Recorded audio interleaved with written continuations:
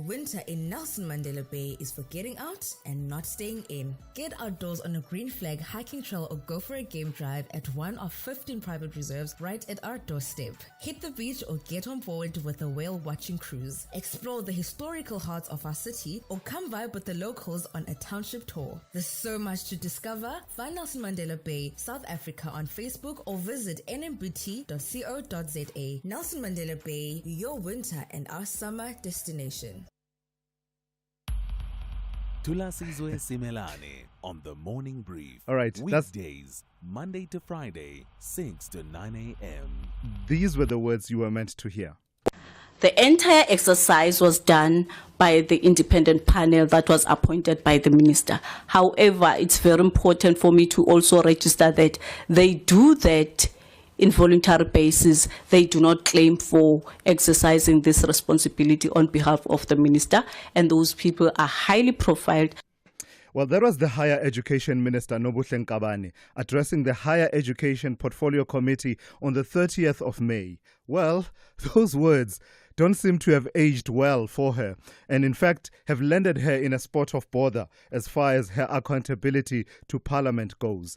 The Higher Education Portfolio Committee believes that she misled it when she said that an independent panel had advised her on the appointment of chairpersons of the various sitter boards, which appointments she later rescinded under heavy public criticism. The committee now wants Nkabane, her deputies, the department's director general, as well as the now named members of the panel to appear before it to account for the discrepancy between the panel's claimed independence and the reality that most of them are actually departmental officials. So here's what we will do with that story this morning. At the top of 7, we'll be in conversation with Teboho Letsie, who is the chairperson of the Portfolio Committee on Higher Education. And then immediately after that, we'll talk to Karabo Khachau of the DA, who are taking this matter a step further by referring the minister to Parliament's Ethics Committee over her apparent misleading of the committee. But I do want you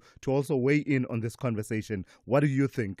Can the minister and should she survive this episode, or is it time to make it politically costly to mislead Parliament in the manner that the minister is accused of doing? In party politics, there's a much-anticipated media briefing that is going to be taking place today. It will be addressed by the former Thulasizwe Party Secretary-General Floyd Shivambu at high noon. He's framed it as an opportunity to address what he calls, and I quote here, critical national matters currently confronting South Africa, but fervent speculation surrounds it, with many expecting that we may just hear Shivambu outlining his plans for his political future today. Remember, when he was removed from the Secretary-General position, we were told he would be going to Parliament as an ordinary member. It's unclear how far that process has gone to deploy him there and whether he remains keen on that particular process. But what is clear is that party leader Jacob Zuma is quite firm on the correctness, at least as far as he sees it, the correctness of the decisions taken, including the removal of multiple secretaries general, 7 in total, in the space of about 15 months since the party was founded. So we have full analysis coming up for you on that anticipated media briefing by Floyd Shivambu and the goings on in general within the Umkhonto weSizwe party. And lastly, let me mention this. It's almost weekend. What plans do you have? What are your plans for the weekend? Well, you may want to hold off on confirming your plans until you hear what we have on offer, because we may just have an offer that may be even better, a better plan for you for the coming weekend. The internationally acclaimed Drakensburg Boys Choir, affectionately known as the Drakies, they are preparing to bring their signature musical magic to Johannesburg for the much anticipated Music in the City 2025 concert series. It's taking place on the Nelson Mandela stage at the Joburg Theatre. It's a 4-day event that promises a captivating blend of classical, African and contemporary music. And it celebrates not only the present tour, but also the rich history of this world-renowned choir. So not only will we have the members of the Drakensburg Boys Choir joining us in studio in the third hour of the show, just after 8 a.m., we are looking forward excitedly to giving away tickets to you to the event. If you answer a simple question, we promise you it will be easy peasy, lemon squeezy. You'll see. As always, we have your regular and essential updates lined up for you this morning. And Musa with your hourly and half-hourly news updates. Robern is on the traffic desk. Zaikhan on sports. And Melissa Buta has your morning brief shortly. Ntaoleng Lichila, always right on the money with your business and market updates. And more Africa. Sipho Mandula with your Africa update at about 6:40 this morning. Yeah, and as always, you are a critical part of this conversation. So do give us a call throughout the 3 hours. The number to dial is 086 000 2032. Your WhatsApp voice notes, please send them to 061 410 4107. On social media, we are at SAFM Radio on X. We are SAFM Radio on Facebook and Instagram. And as always, we are live on our YouTube channel, and that is SAFM Radio. So what are we waiting for? Let's get the Thursday edition of the Morning Brief started. SAFM will be broadcasting live from the Sanlam Benchmarking Survey event at the Sandton Convention Center this Thursday, 19 June from 9 a.m. We'll be diving into all things retirement with Sanlam Corporate, unpacking their latest research on how South Africans are preparing or not for life after work. We'll chat to some thought leaders in the retirement space for their take on our collective readiness to retire confidently. Unfortunately, most South Africans may only retire with confidence at age 80. So how do we shift this reality? What can employers, policymakers, and individuals do to change the outlook? Join us for real insights into the future of retirement and employee benefits in South Africa. That's Thursday, 19 June from 9 a.m. only on SAFM. Specsavers Audiology, South Africa's largest audiology group, brings you the all-new Clarity Pro rechargeable hearing aids. Experience cutting-edge features at a price you can afford. For a limited time only, buy one Clarity Pro rechargeable hearing aid and get 50% off the second. You heard right. Buy one and get 50% off the second. Visit specsavers.co.za to find your nearest store and ask for Clarity Pro today. Specsavers Audiology. Test your hearing and join the conversation. T's and C's apply. Thulasizwe Simelane on SAFM. So let's get your briefing session this morning started with this story. Melissa Buta joins me now for the morning brief in brief. Melissa, good morning. Let's start with news coming out of Public Protector House. That stadium, or does it even qualify as a stadium, in Komani in the Eastern Cape? There's been a report out from the Public Protector on it. Morning, Thulasizwe. Public Protector Advocate Kolega Alata has found that the company Talami Civils, which was awarded the tender of over 20 million to build the Leslieton sports field in Komani, Eastern Cape, failed to deliver on the project. The tender, initially valued at 18.7 million, went over budget by nearly 5 million without justification. Kalega's investigation revealed improper conduct and maladministration by senior managers at the Enoch Mgijima municipality, which awarded the tender to Talami Civils in 2018, despite it being the fourth highest scoring bidder. The key project components, including various sports facilities, were not delivered. The matter has been referred to the Hawks for criminal investigation. Yeah, let's talk matters of health now. Tell me about the concern about the measles outbreak in Gauteng. What's the Department of Health saying? So the Gauteng Department of Health has confirmed a continued rise in measles cases, with 181 cases reported since the start of the year. Tshwane, particularly Mamelodi and Winterveld, has been identified as the hotspot areas.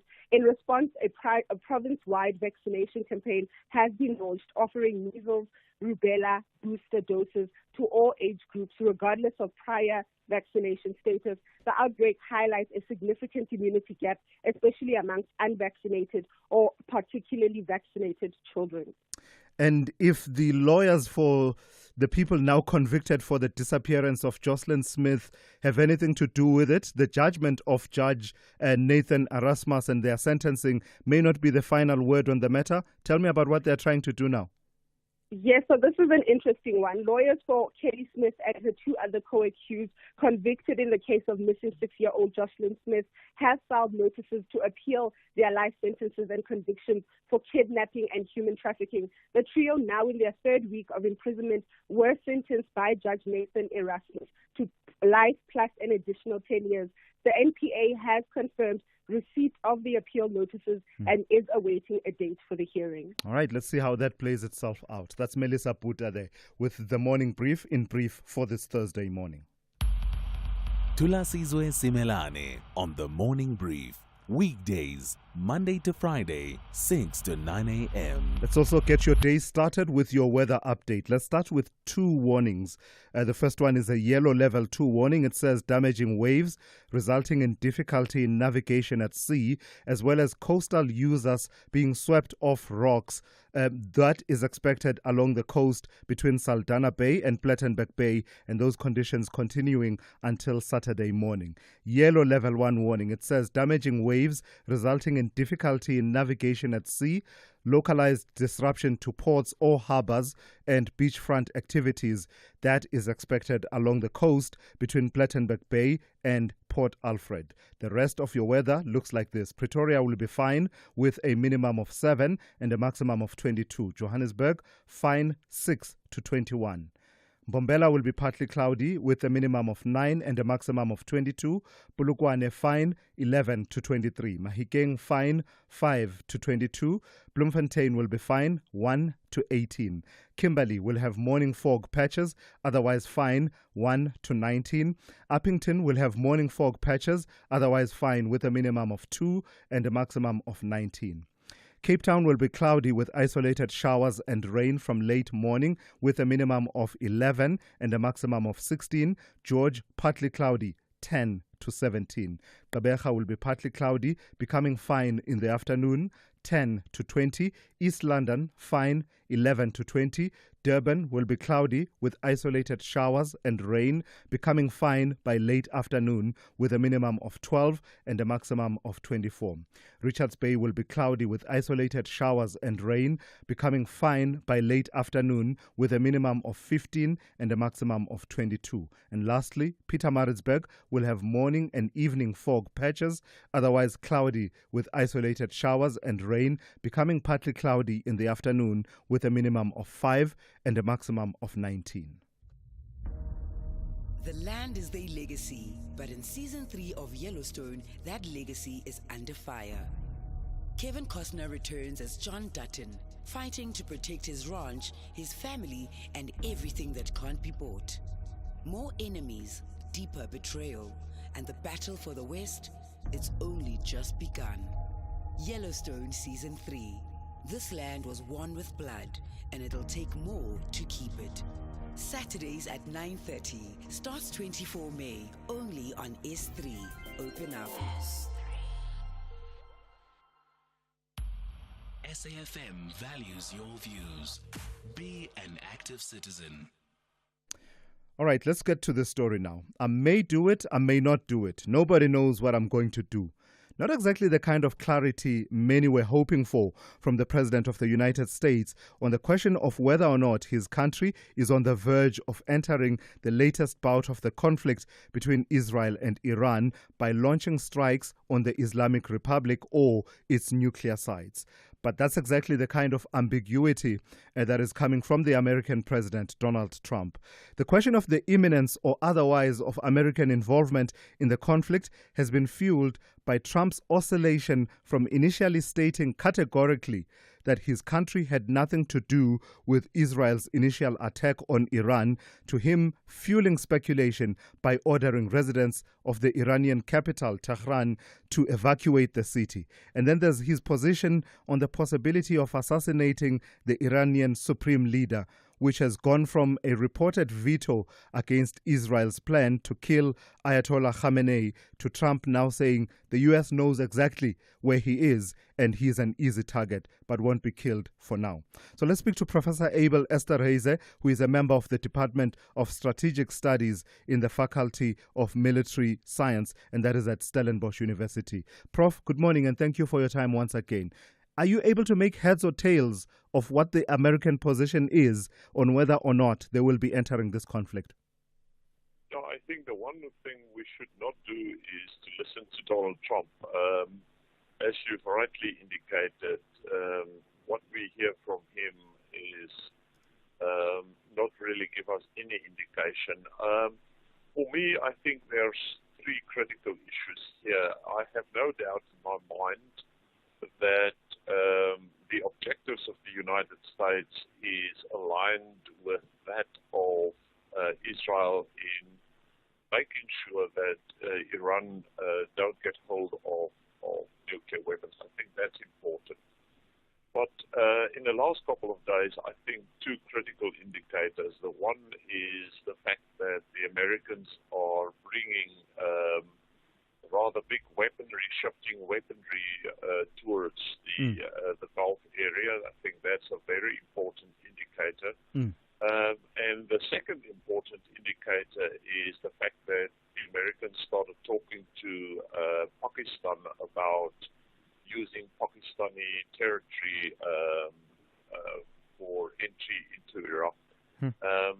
Now, that is interesting because that may give us an indication of the Americans also potentially using ground forces, which I think would be simply wrong to do. I think they have the air capability to deal with what needs to be done, more than the special forces capability, but to go into Iraq with large forces, I think that would be just wrong. But politically, how difficult a decision is it to make for the US president? Because I've seen a fair amount of debate that seems to be playing itself out between him and his undertakings that he would start or enter no new wars and that he would be the America First president. And that concept is now being juxtaposed by those who are now critical of any possibility of the US entering this conflict and saying, what does America First mean when you are going out to enter into that conflict? No, I think one should also be very clear. I think it was mostly a message for the domestic population in the US. And good luck if they believed him, but I don't think in the rest of the world that message was ever really believed. And we have seen this from the start. I mean, there was no doubt about the American support for the war in Gaza and for Israel in general. I mean, that is as close as you can get to being involved in conflict abroad. So, I think Trump is playing the political agenda at home for political support at home. But I am not, and I don't think really anybody internationally have taken him serious in saying that the US are not going to get involved. It's not going to get involved in conflicts in the rest of the world.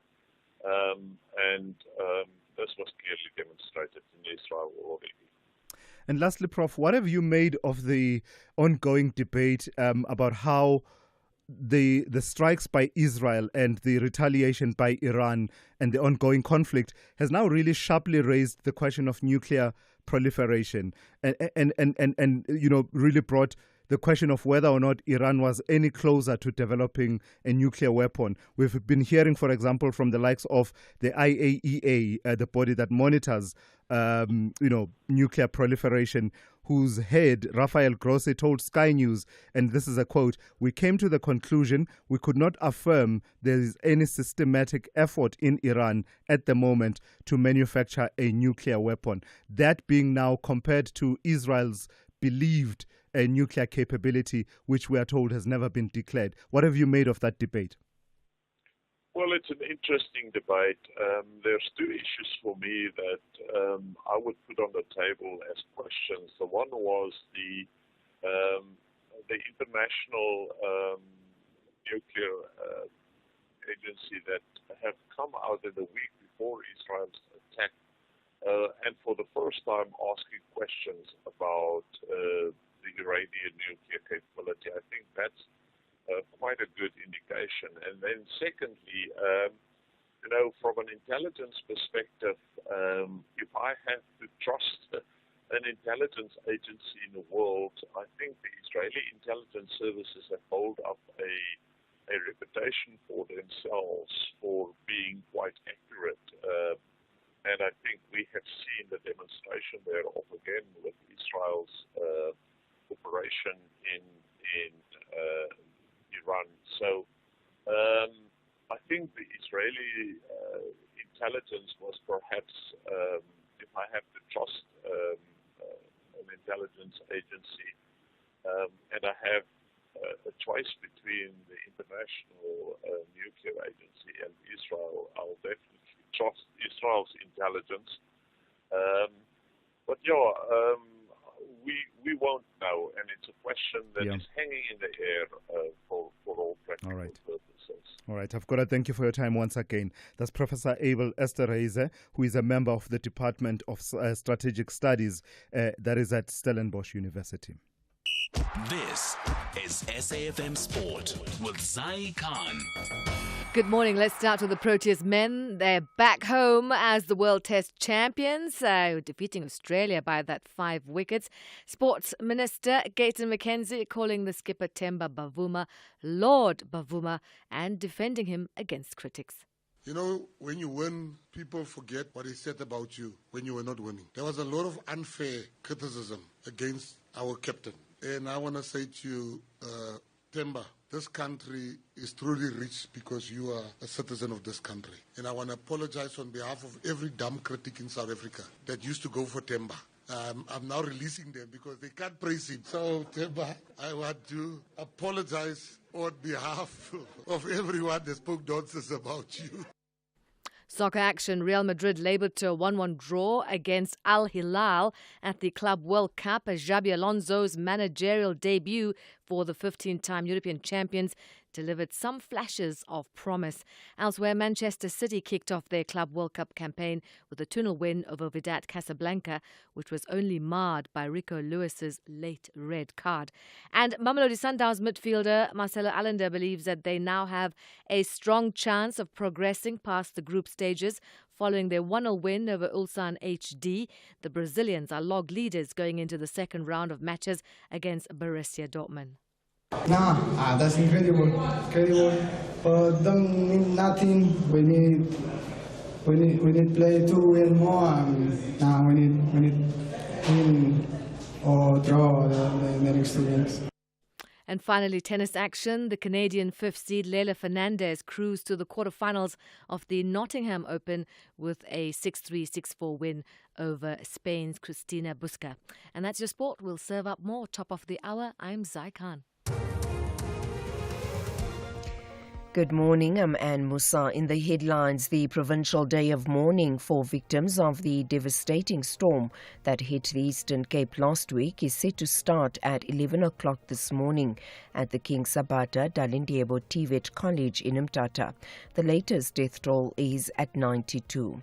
Public Protector Koleka Kaleka has found that there was improper conduct and maladministration by the Enoch Mgijima local municipality officials relating to the construction of the Lesiton sports field near Komani in the Eastern Cape.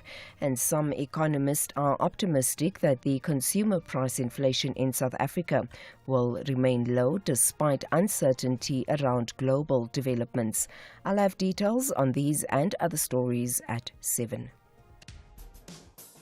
SAFM has signed a code of conduct that is enforced by the Broadcasting Complaints Commission of South Africa. Under the code, we are committed to giving news that is accurate, comment that is fair, and programming that is not harmful, does not amount to hate speech, or contain violence or explicit sex. If you think we are not living up to that code, then you can inform the Broadcasting Complaints Commission of South Africa. Direct any complaints in writing to the Broadcasting Complaints Commission of South Africa. PO Box 142365, Craig Hall 2024. Fax to 011-326-3198 or an email to bccsa@nabsa.co.za. For more information, please visit www.bccsa.co.za. The Business Update on SAFM.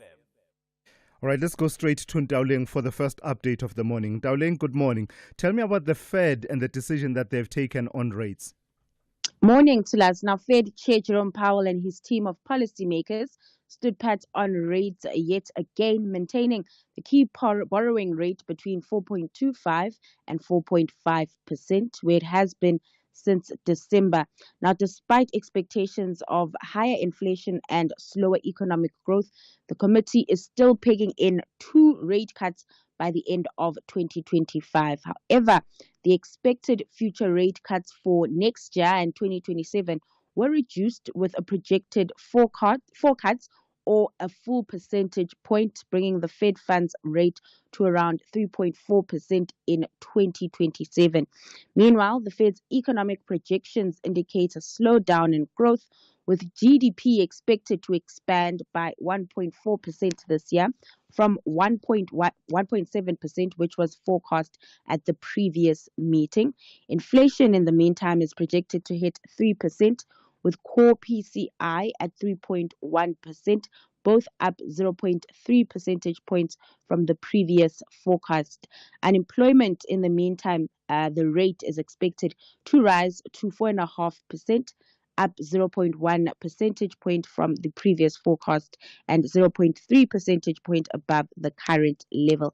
Now, Powell emphasized that the committee is well positioned to wait for more clarity on the economy before considering policy adjustments. So really the same rhetoric here, where policymakers are saying they are waiting on economic data before making any moves. The decision, of course, comes amid uncertainty surrounding some of those trade policies and tariffs, which could impact, of course, inflation and growth moving forward. Yeah. In company news in Ndawling, we haven't had one of these in a while, where I'm a student at your feet, sitting there and waiting to be schooled. Who is Bright? And tell me about them returning to profitability.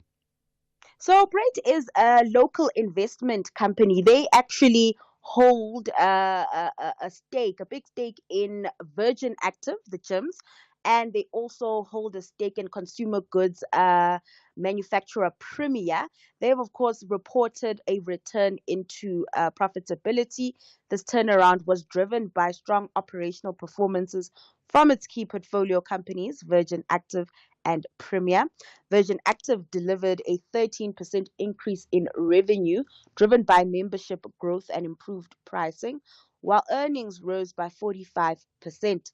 In Southern Africa, the company has about 640,000 members and is investing in refurbishments to meet brand standards, although it is also exiting underperforming locations, with 3 clubs in South Africa set to close between May and July. Its other investments is in the consumer goods sector, where we saw Premier weathering tough trading conditions. That group delivered a 7% growth in revenue and double-digit growth in earnings. Its core Millbake division remained the top performer, supported by cost efficiencies and market share gains. Brait has, however, raised concerns around capex in both companies, saying the investments could really be high, and so They're expecting that to pay off. If it doesn't, that will probably hit the group's bottom line.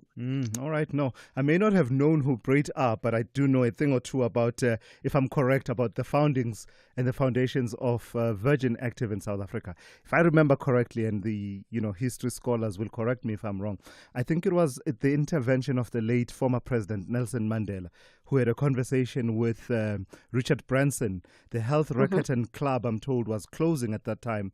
And then President Mandela then, nudged Richard Branson to say, come, let's have an initiative and see what we can do. And those were really the basis and foundations. But if I'm wrong, the likes of my good friend Makosini Mkitwa will set me straight, who are steeped in this history. Anyway, enough about that. Ntauling, how are we looking on the markets at this hour?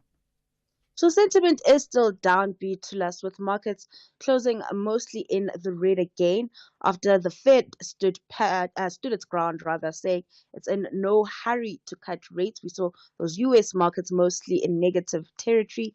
The Dow Jones shedding 0.1% in yesterday's session.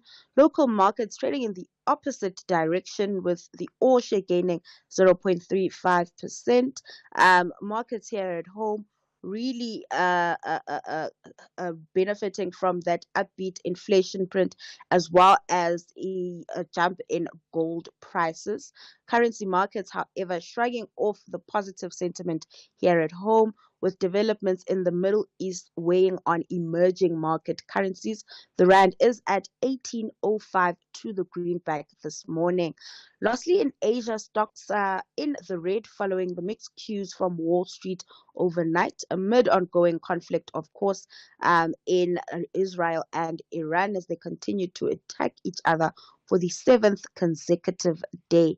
Now, speculation of the U.S. joining Israel in striking Iranian nuclear sites has continued to weigh on sentiment as well. All right, thank you for that, Ntauling. That's Ntauling Lechela with the first update of the morning. Look out for more of her insights in the second hour of the show, and that will be coming up just after 7:30. Africa Update on SAFM. Mo Africa, good morning to you. Advocate Sipho Mantula, let's start with developments in the Great Lakes region of the continent. So some really positive news coming out one way or another. At this point, really, any initiative towards peace is to be welcomed, I imagine. Tell me about this text between the DRC and Rwanda. Refreshing morning to us and Jumbo Africa to the listeners. Indeed, to us, we have to be positive when there are peace processes that are affecting Africa, but still we are not even observers, we are not guarantors of this peace process. To us, we see Qatar being one of the observers, the US one of the pen holders, and yesterday the technical teams from DRC and Rwanda initialed this, what they call the text of a peace agreement that will be signed by ministers on the 27th of June. So we need to mark that date, 27th June, whether we'll see the peace agreement being inked by both DRC and Rwanda. Interestingly, on the text, I did say before, to look at three interests: politically, security, economics. They will look at the Joint Security Coordination Team, the return of refugees, the IDPs, humanitarian access, and I'm not sure about this regional economic integration framework to us. When we have SADC, East Africa Community, we have AU, but they're talking about regional economic integration framework. They'll also look at the question of the disengagement, the disarmament and conditional integration of the non-state armed groups. Very important. Probably we'll see in that text they're talking about a subsequent summit of the head of state in Washington, probably Tshisekedi, Kagame going to Washington. Yeah, one thing I forgot to mention when I say is that you and I are aging and graying, and we won't always sit in this chair and take care of these issues. So I have Atenkosi Baliso with me, who's going to take over at this point. Good morning, Advocate Mandula. Now, what can you tell us about the Ethiopia's National Rehabilitation Commission's report and the staggering numbers of ex-convicts that have been demobilized? My dear brother, remember that also South Africa was the grounding of this peace process in OR Tambo building between Ethiopia and Tigray. Now, in every after conflict, you need what we call the DDR, the disintegration, the demobilization, and the reintegration. Now, the government of Ethiopia have confirmed that almost 45,000 soldiers coming from Tigray have integrated into the army now. And that is you can say, a positive sign between what happened in 2020 and the 2022 peace agreement that was signed in South Africa. Once we have soldiers going back to the barracks and getting back into their lives, that's much better, but there's a cost around it. The first phase is funded by the government of Tigray at 1 billion birr, and from the government of Ethiopia, and other money is coming from the international support. Now, Advocate Mantula, coming back closer to home, the Department of International Relations and Cooperation will be hosting rather a high-level dialogue, which seems to be focusing on reimagining democracy in Africa. How does that look like? You know, when I look at this meeting of minds, it's very timely.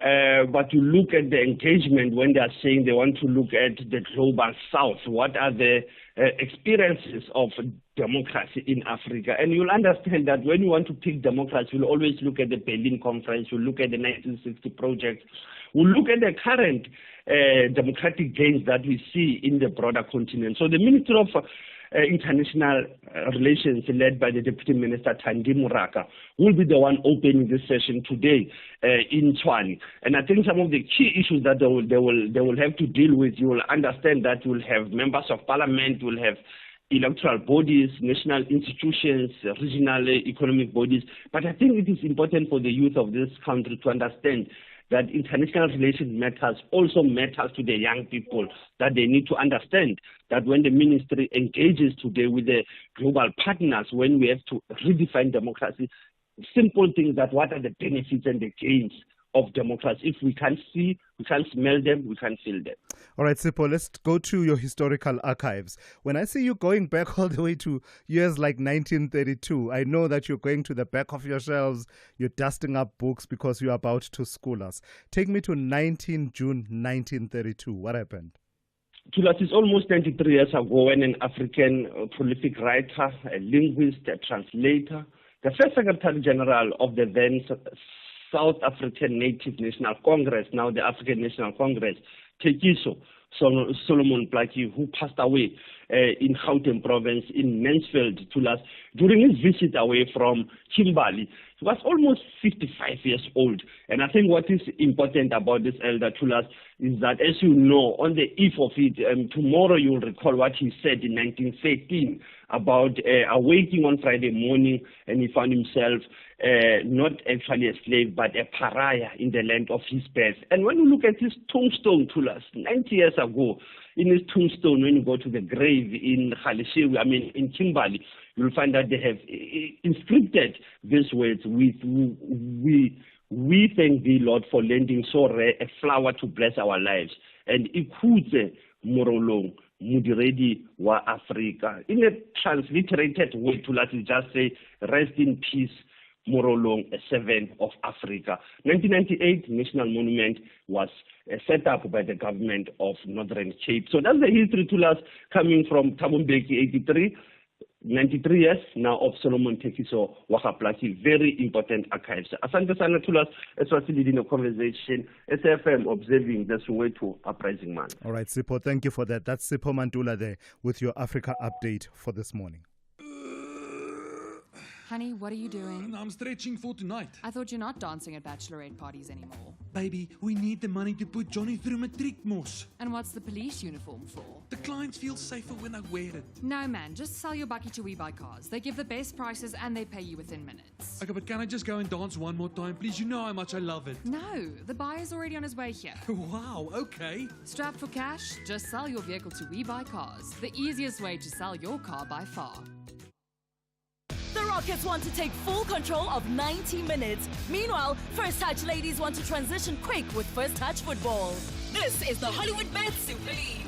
Do not miss out on glittering action between TS Galaxy Queens and First Touch ladies on Saturday 21 June at 3 p.m. Streaming live on SABC Plus and SABC Sport on DTT Channel 4. Proudly brought to you by SABC Sport.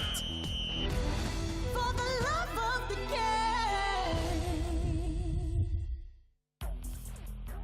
Conversations that you connect with and react to. SAFM. All right, let's tell you some political news now. Fervent speculation surrounds former Umkhonto weSizwe Party Secretary General Floyd Shivambo's media briefing, which is planned for midday today. Shivambo's ousting from the position 2 weeks ago appeared to be the veiled subject of party president Jacob Zuma's comments on Monday, on June 16, at which he said the party would not hesitate to act against leaders who stray, no matter how popular they are. These comments, as well as the sweeping changes we've seen recently, have been read as signifying the tightening of Zuma's grip over the party and affirmation of a zero-tolerance stance on internal dissent. We're trying to get a hold of our guest who is meant to be talking to us about that particular story, but we are battling a little bit. We will see if we can reconnect and come back to that topic a bit later on. Thulasizwe Simelane on the Morning Brief. Weekdays, Monday to Friday, 6 to 9 a.m. Yeah, but as always, nothing stops us from taking the conversation forward. You and I, the way and style of engagement that we are used to. So let's start exactly with that. Let's speak to Pramoro in Mangaung. Good morning to you, Pramoro. You want to talk to me about the situation around inflation in the country? Yes, sir. Good morning. How are you? Good morning. Very well. Thank you. I'm surprised that we are not focusing South Africa's economy to that of other African countries. Perhaps the ongoing conflict between Israel-Palestine, Israel-Iran, and then the ban from U.S., suspension of the U.S. aid, calls for us to level our economy with our sister partners in Africa. We have a critical look at Ghana's economy. In 2024, last year, a CD, which is, okay, let me just use it to base on the rand. A dollar was trading at 18 cedis in Ghana, whereas in South Africa, it was ranging around 20 to 21. But currently, a dollar in Ghana is trading around 12. So we've seen a drastic decrease of about 6 cedis out of it. So we expect the rand by now should be trading at least around 15 against a US dollar. Petrol price in Ghana has drastically dropped more than six consecutive times from January to date. All right. That's happening once again. But yeah, I think we got much of what Pramoro was saying, the point that Pramoro was making. Let me take a voice note. Someone wants to raise a completely different subject. It has to do with the country's military. And I suppose it's in the wake of the waves of return of the soldiers that were serving in the DRC and the much needed reflection on the resources allocated to our National Defense Force. Let me hear what this person has to say. Morning, Thulas. Most countries in the world are building their military capabilities, while South Africa are cutting the budget for the military, trying to provide for the 350 for the social grant. What a mess we are in. We are not safe here. There is no military here. We are safe. Evident of what happened in DRC there. Soldiers humiliated there by the DRC by M23 there. Yeah, thank you for that. The state of our military. And I think I'm at a point where I've made all the points I can make about it. I've referred to the defense reviews that have been done over the years. And I think the people that authored the defense reviews are tired of hearing me invoking their name. So, I think at this point, everyone understands what the issue is, what the problem is. And it's now about, do we have the political will to apply resources to addressing what the problem is? Before I go to traffic, Ati, there's a message here. It's a very nice message for you. It says, Thulas, who's this young person co-presenting with you? Sounds like they've been doing this for years. Careful. You're getting knocked into early retirement. So impressed. And that's from Mthunzi. So I suppose that's a good point for you to reintroduce yourself. Well, I can definitely tell Mthunzi that I'm not here to knock you into early retirement as yet. But maybe we're probably working towards that. But thank you very much, Mthunzi. That's very lovely and very warm to hear this morning. All right. That's great. So that's Atenko Sibaliso, who is co-presenting the show with me as part of the SAFM Youth Takeover. Quick traffic update, and we'll be back with more in just a moment. SAFM.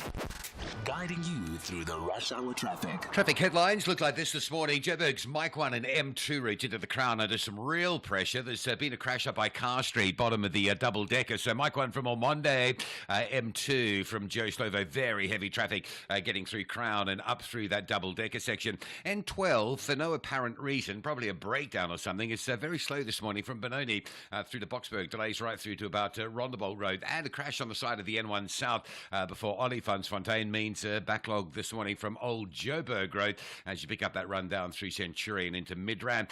Durban, don't forget this weekend's closure. N2 between Spaghetti Junction and Mgena Road. Full closure will be in place from 6 p.m. on Saturday right through the weekend until 4 a.m. Monday. That's going to be really massively disruptive, isn't it? Alpine Road, Mgena Road, routes like that on the alternative will take a real battering. M7 going into Pinetown stays heavy as motorists divert from the continuing closure of Stapleton Road, and bottom of Nyanga, top of sort of Philippi Mitchell's Plain. A lot of congestion these days in that side of Cape Town around the construction. Govan and Becky and Dana Fontaine Road, heavy backlogs. And just at the top of the airport, Robert Sobukwe and Stellenbosch Arterial all jammed up. Looks like a problem on 35th as you get up into that Bishop Lavis area. Rob Byrne, SAFM Traffic. If you think you cannot afford a lawyer, think again. Clientele Legal has made professional legal services affordable for you. Whether it's a civil, criminal, or labor-related matter, we have a nationwide panel of attorneys standing by to assist you. SMS SAFM to 32195. That's SAFM to 32195 and we'll call you back. Clientele General is a licensed non-life insurer and an authorized FSP. Standard rates and terms and conditions apply. As a business owner, I've noticed how being energy efficient has improved my savings and the growth of my business. You too can improve your margins by adopting energy efficient behaviors. Simply switch to energy saving lighting, switch off non-essential equipment, and maintain HVAC systems. These are some of the ways you can use electricity wisely to see your business soar as well as contribute to a greener planet. Just like every rand counts, every kilowatt counts. Let's use electricity wisely. ESCOM. Thulasizwe Simelane on SAFM. It's coming up to 6 minutes to 7. Let's return to that story about the Umkhonto weSizwe Party. I told you earlier on that fervent speculation surrounds that party's former Secretary General Floyd Shivambu's media briefing, which is planned for midday today. Shivambu's ousting from the position 2 weeks ago appeared to be the veiled subject of party President Jacob Zuma's comments on Monday, the 16th of June, at which he said the party would not hesitate to act against leaders who stray, no matter how popular they are. Again, I told you those comments, as well as the sweeping changes that we have seen in various pockets of the party recently, have been read as signifying the tightening of Zuma's firm grip over the party and an affirmation of a zero-tolerance stance on internal dissent. Let's speak to Dr. Ntsikelelo Breakfast, who is a political analyst, to weigh in on these matters. Doc, good morning and thank you for your time. So I say it's fervent speculation. What are the factors that have led us to speculating about what Floyd Shivambu will be saying at high noon today?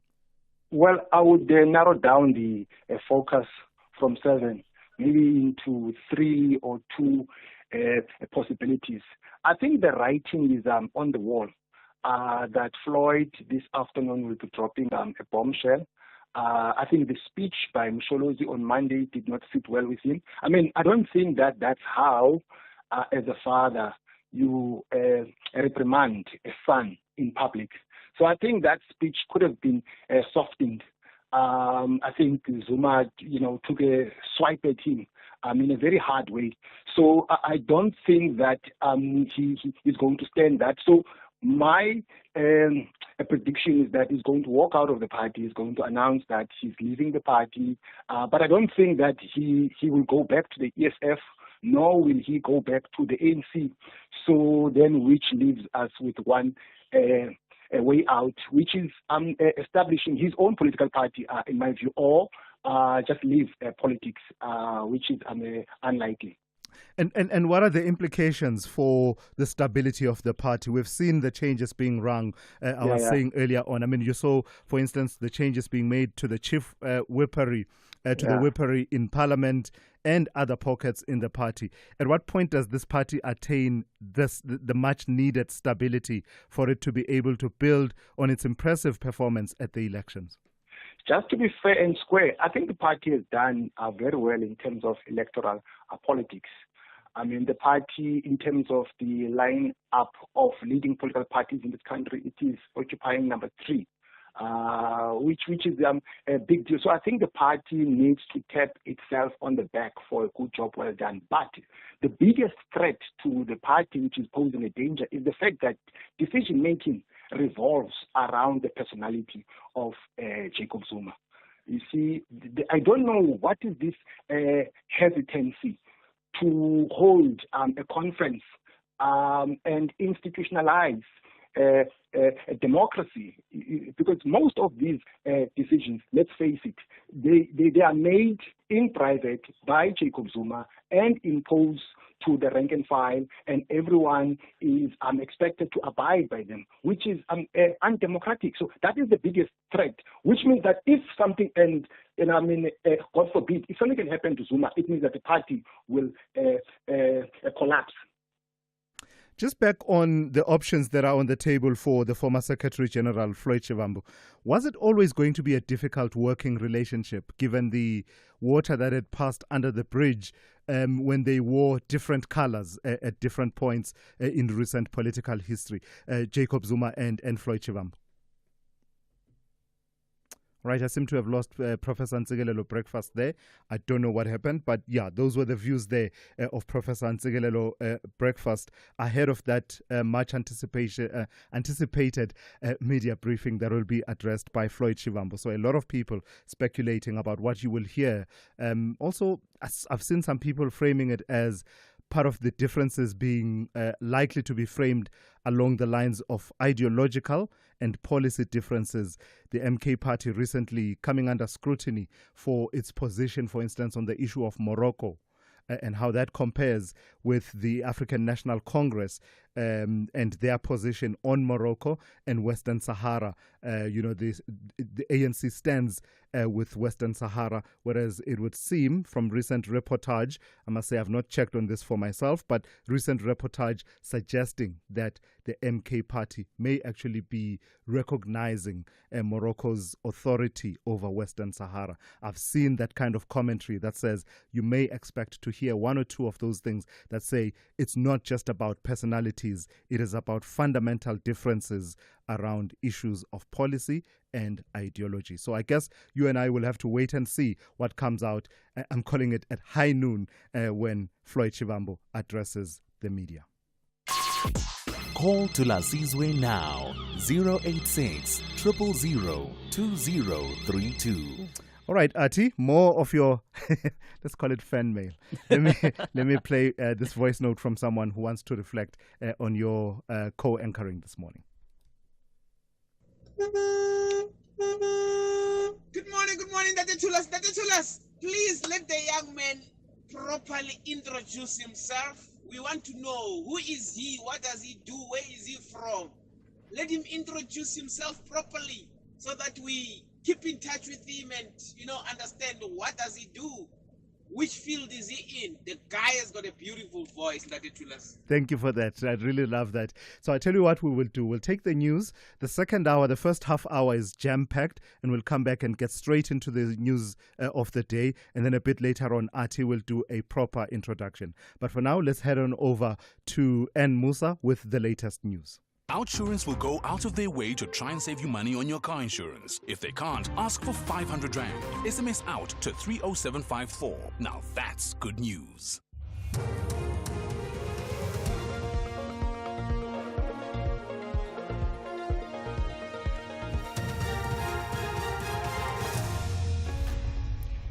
In our top stories, a day of mourning for Eastern Cape flood victims and Rwanda and the DRC reach a peace agreement. Good morning.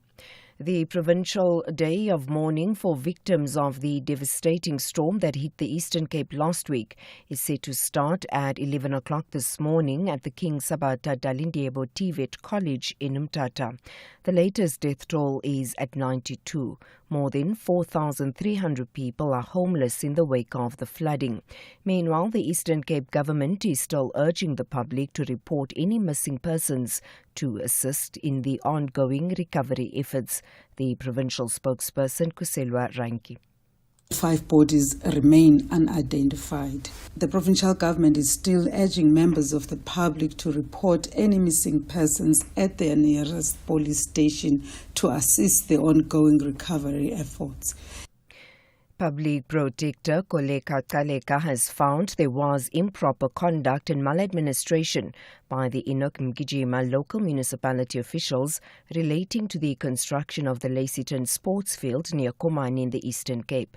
Advocate Kaleka briefed the media about the findings of her investigation into the 20 million rand stadium that caught the attention of many for being poorly constructed. She says proper processes for procurement, contract management and oversight during construction were not followed.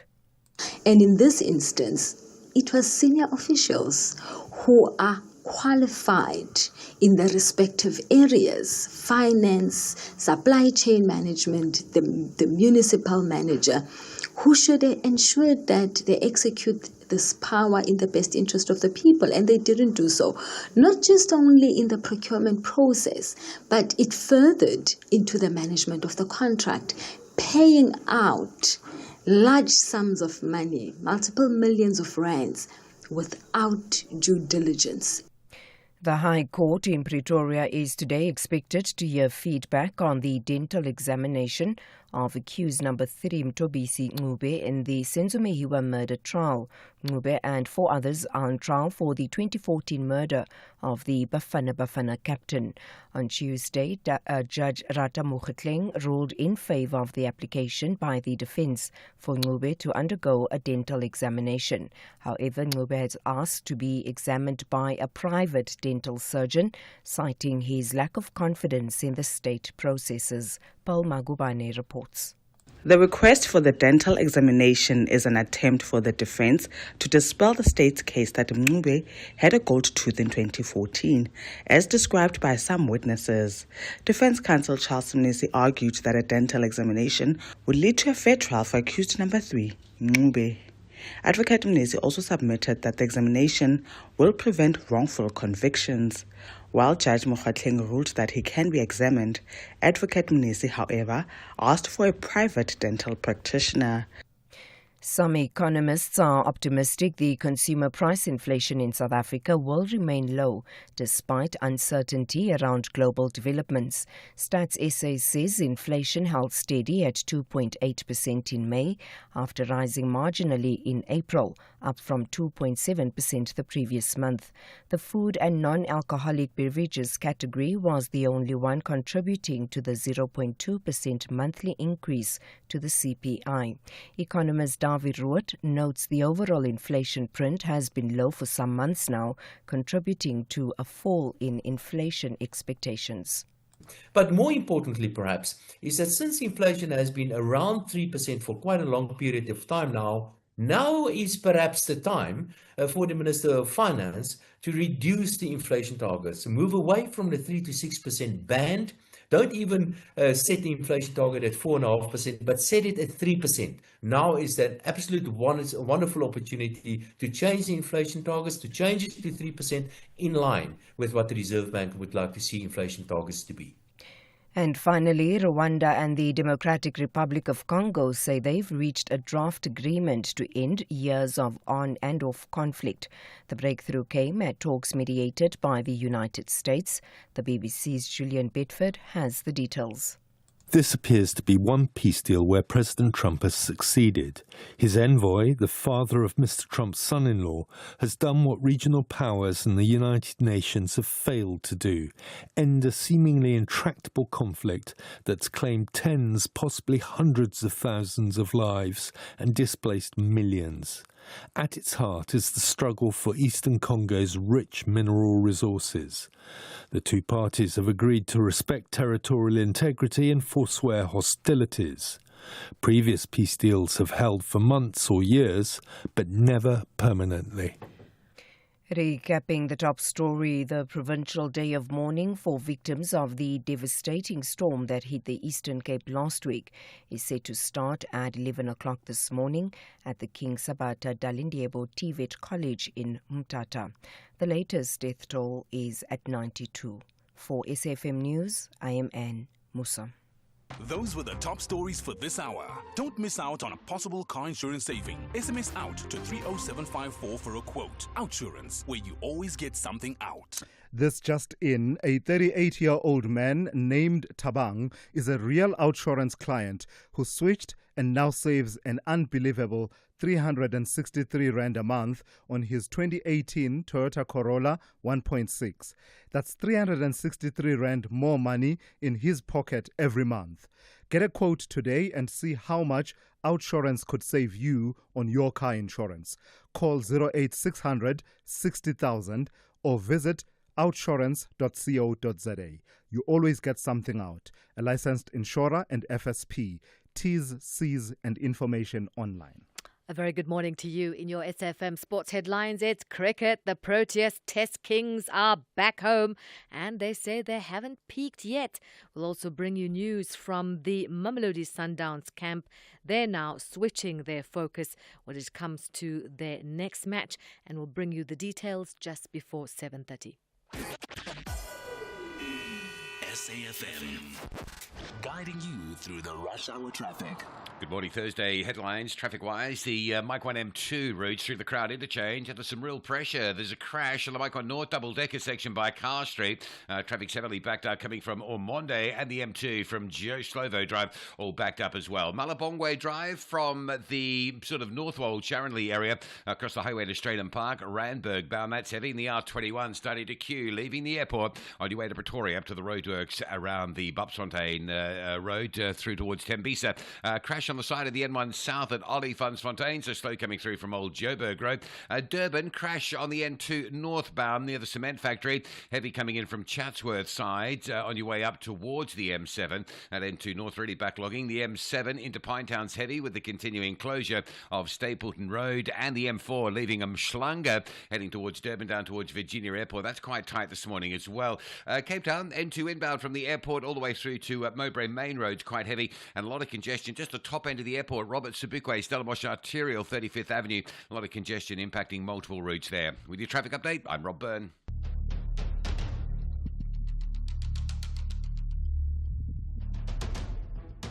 The Morning Brief with Thulasizwe Simelane. Weekdays, Monday to Friday, 6 to 9 a.m.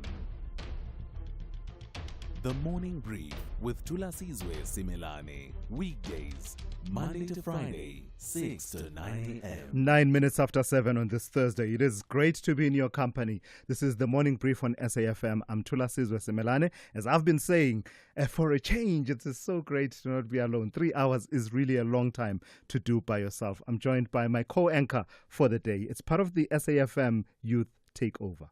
I feel like time is flying by. It was just 6 a.m. now, and now we're into the second hour of the show. Yeah. I suppose that's also what happens when you're enjoying the conversations that we're having this morning and looking forward into more that is still to come as well. So, Ati, before we get into what's coming up in this hour, the people have been asking, who's this young man with such a beautiful voice that we are hearing this morning? Tell us a bit more about yourself. I'll start here. That's one question I never know how to answer at my big age of 26 years old till today. But I will, the basics are, I'm Atenko Sibalis, I'm 26. I have been trained, well, I do have a qualification in journalism. I did get a peek into the journalism world a while back while in varsity when I exposed my institution on the not so great accommodations, which also almost led to me being expelled, but thank God I did not. Yeah. And ever since, I have just been interested in the world of broadcasting in both aspects, TV and radio. I suppose that's how I ended up where I am this morning. All right, fantastic. So that's Atenko Sibaliso, who is no stranger to journalism. So that tells you about the future of journalism, especially investigative journalism, as he's been alluding to. So he's sitting in the chair right next to me throughout the morning. Let me tell you what's coming up. In the next few minutes, we'll be in conversation with Deboho Letsie, the chairperson of the Portfolio Committee on Higher Education. We're talking to him in light of the list of names of the members of the and I do inverted commas here, quote-unquote independent panel that advised Minister Nobuhle Nkabane around the appointment of chairpersons of the Sector Education and Training Authority boards. Well, the committee is not impressed with that list, and the chairperson of the committee will tell me about it in the next few minutes. And then shortly after that, we'll keep it in Parliament. We'll be speaking to the chairperson of the Standing Committee on Public Accounts, Songezo Zibi. We are talking about the capacity or lack thereof in as far as investigations are concerned across, the multiple agencies that are tasked with investigating corruption. There was a hearing yesterday. My jaw dropped once or twice when I was hearing what the capacity looks like for sophisticated crime investigation. So that's how it's looking in the next half hour. You can, of course, weigh in, as always, into these conversations. Sorry about that. I've been nursing a bit of a cough. You can weigh in. The number to dial is 086 000 2032. Your WhatsApp voice notes on 061 410 4107. The second hour of the Thursday edition of the Morning Brief starts now.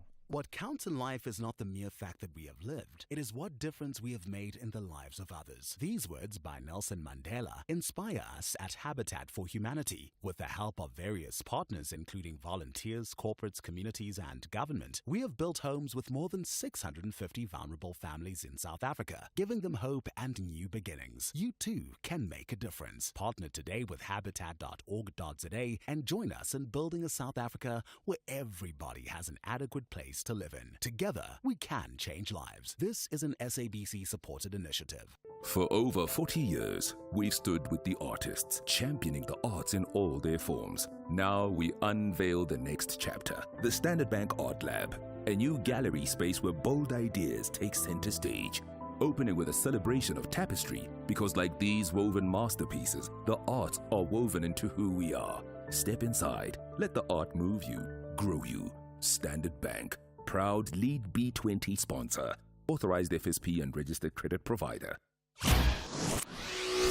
Thulasizwe Simelane on SAFM. So let's start with this story. Higher Education Minister Dr. Nobuhle Nkabane's headaches around the controversial process to appoint Sector Education and Training Authority Board chairpersons just compounded. Parliament's Portfolio Committee on Higher Education believes she misled it when she said an independent panel had advised her on the appointment of chairpersons of the various SETA boards, which appointments she later rescinded under heavy public criticism.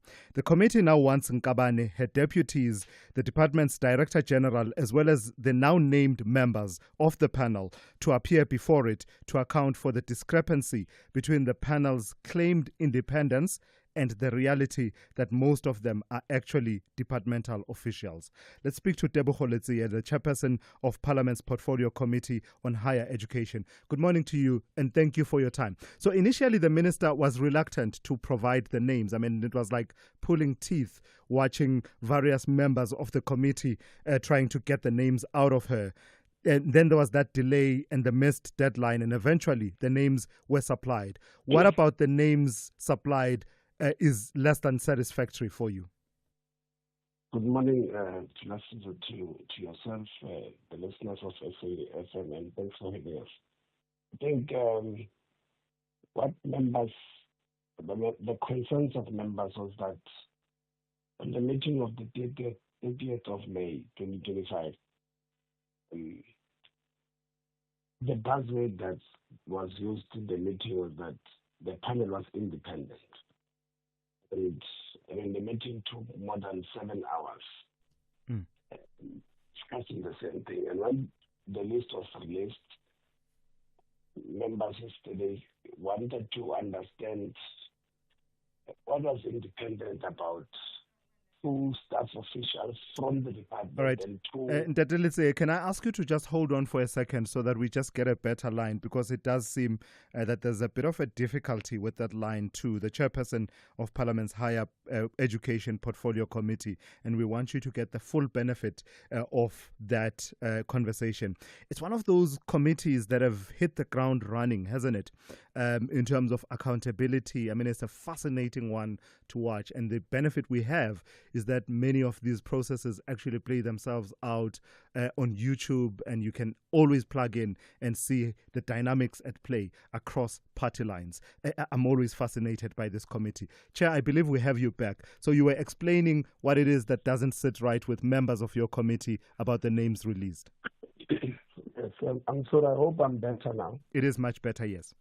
Well, thank you very much. I was saying that the meeting of the 30th would have deliberated on what would have been independent members of the panel. And when the minister released the list to us on Tuesday, the 17th of June, I immediately shared the list with the members. And I released a statement indicating that we're happy that she has released the list. Yesterday, before the meeting, or at the beginning of the meeting, members would have wanted to deliberate on the independency of the panel, and all of them, those who were in the meeting at least, spoke.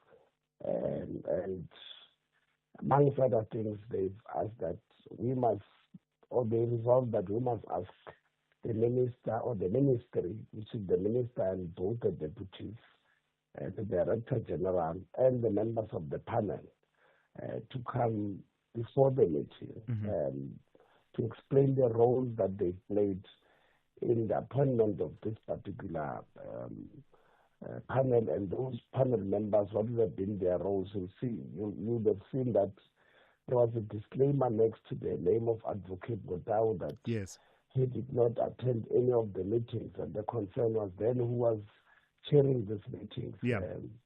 And all of that, yes. But am I correct in understanding it that, in my understanding, that the main concern is that the panel was not independent? It was people who were actually inside the department, bar Advocate Terry Mutau, who was the ostensible chair of the committee, but actually attended none of its meetings. Yeah, the concern was that the committee then was not independent because Mr. Mabuza Ngubani is the chief director in the department. Rulani Ngwenya is the DDG in the department. Asosipho Solani is the advisor to the minister. And Thulasizwe Simelane is a chief of staff in the minister's office. So they were then asked what was independent because the meeting of the 30th concentrated on the fact that the panel was independent.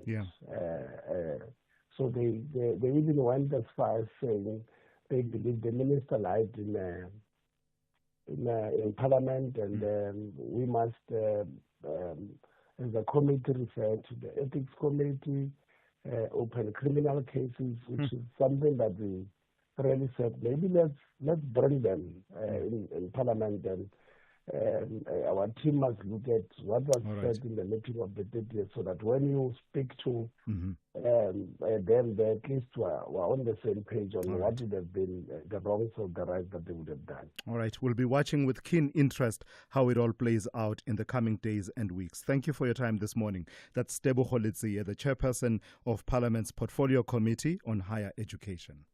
The Rockets want to take full control of 90 minutes. Meanwhile, First Touch ladies want to transition quick with First Touch football. This is the Hollywood Bet Super League. Do not miss out on glittering action between TS Galaxy Queens and First Touch ladies on Saturday 21 June at 3 p.m. Streaming live on SABC Plus and SABC Sport on DTT Channel 4. Proudly brought to you by SABC Sport. For the love of the game.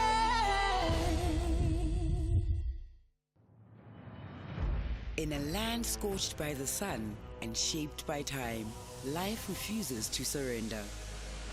From the silent stalk of the Arabian leopard to the resilient march of the sand gazelle, witness nature's fiercest survivors.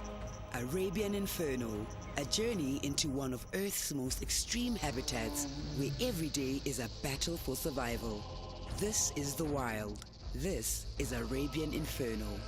Sundays at 6 p.m. on S3. Open up.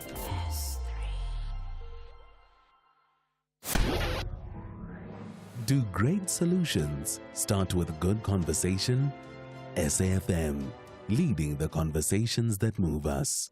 21 minutes after 7. 3 years after the final report of the Zondo Commission, the country's criminal justice system is still struggling to bring state capture and other high-profile corruption cases to court.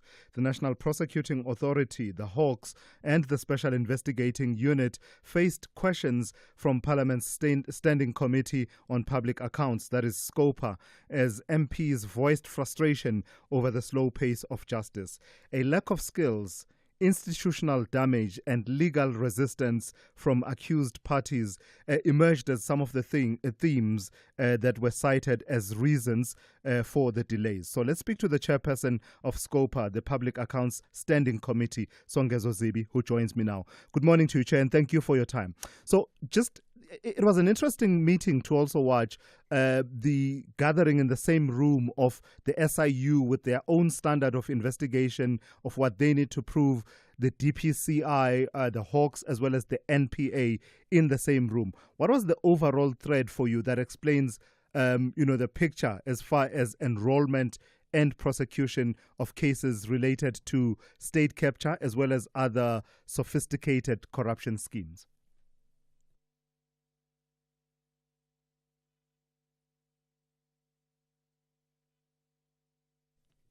Songezo Zibi, can you hear me? All right. I don't know what's happening. We seem to be battling with that line. So let's see if we can reconnect with the chairperson of the Standing Committee on Public Accounts, Songezo Zibi. I watched that hearing as well. It was quite fascinating. You were getting the different perspectives. I think one of the issues I want to put forward to Songezo, for example, and I think he engaged with it. All right. I've got him on the line. Chair, thank you for your time. So just the overall picture that emerged, what is the holdup in as far as enrollment of cases related to the State Capture Commission? Many South Africans have been saying we undertook this process and we were told that we would see prosecutions follow where these were recommended, but the numbers don't seem to be so impressive 3 years down the line. Good morning, Thulasizwe, and thanks for having me. So I think the biggest problem that we have is investigating capacity. Mm-hmm. Given the financial nature of the crimes. I mean, one of the problems is that if you take the Hawks, for instance, I asked about their capacity and they said they're only at 50% capacity. Mm-hmm. They just have just over 50.6% people imposed, the rest are not. Now, that means each investigating officer has an insane load of cases per person, mm-hmm. and you want to bring that ratio down. So that is the first thing. The second thing that I asked for instance, was about accounting skills of the investigators themselves, given that these are financial crimes. And I asked, in the ranks of the Hawks in total, how many chartered accountants they have, and they said only have 2 nationally. Mm-hmm. Now, when you look at those kind of deficiencies, and I'm not saying people aren't doing their work, because they must be trying. The reality is that if dealing with complicated financial crimes where people need to understand how business processes were subverted to create an outcome, you can't take somebody who was investigating theft and robbery and murder to investigate those, and yet that is what the Hawks told us they are forced to do. But I think they say they've recently been given money to hire about 200 new people, 500 people, 200 from outside and 300 from within. And hopefully that is going to help to start changing the picture. Yeah. So that's at the Hawks. At the NPA, I think the capacity problems there too, because the cases when they get there, they're not as ready as they need to be, even though the prosecutors were guiding the investigation. But we've got the same issues: lack of accounting skills, digital skills, because nobody writes files anymore. It's WhatsApps and emails and that kind of thing. A lot of the time, they've had to build a team to support them with digital skills, because the investigators and lawyers got different training. Mm-hmm. So what's the picture as far as coordination is concerned? Because the understanding is that the standards of evidence that each of these agencies has to meet is different, right? So the SIU being on a balance of probabilities, because they will be focusing on recovery of assets and the likes, yet the NPA needs to prove beyond a reasonable doubt on the criminal standard. And there was that dynamic that came out about the number of cases referred from the SIU to the NPA, where the NPA declines to prosecute. What's the picture that's emerging from that? So the SIU has a different task. It's still difficult, but it's different. For instance, all the SIU needs to prove, for instance, is that the process followed in awarding a tender was irregular, for instance, did not follow procedure, and people deliberately broke the rules. Then once they've proven that, they are able to go after the money and say the people that colluded to award or receive the contract need to pay it back. That's one, and they need to do that on a balance of probabilities. The problem with criminal prosecution is that the standard is higher, in that fact is not enough. Somebody needs to say, for instance, I met Thulasizwe at News Cafe on such and such a date at such and such a time. Here is a WhatsApp where he was inviting me to that meeting, and indeed I came. This is what we discussed. I paid the bill. Here is a statement of me paying the bill for the both of us. You understand? Yeah. So you need to go to a more granular level to prove that this meeting where Thulasizwe asked you for a bribe took place, and yes, proof that we were there, both of us. So the standard is different. That takes longer to pull together. So when the SIU hands over a 500-page file to the NPA and the Hawks, by the time it's a complete docket, you're looking at 26,000 pages of statements and backup documents and so on. Yeah. That takes long. Now, when you look at the problem I spoke about earlier of overburdened investigators, you can see why the cases take so long to go to court. Yeah.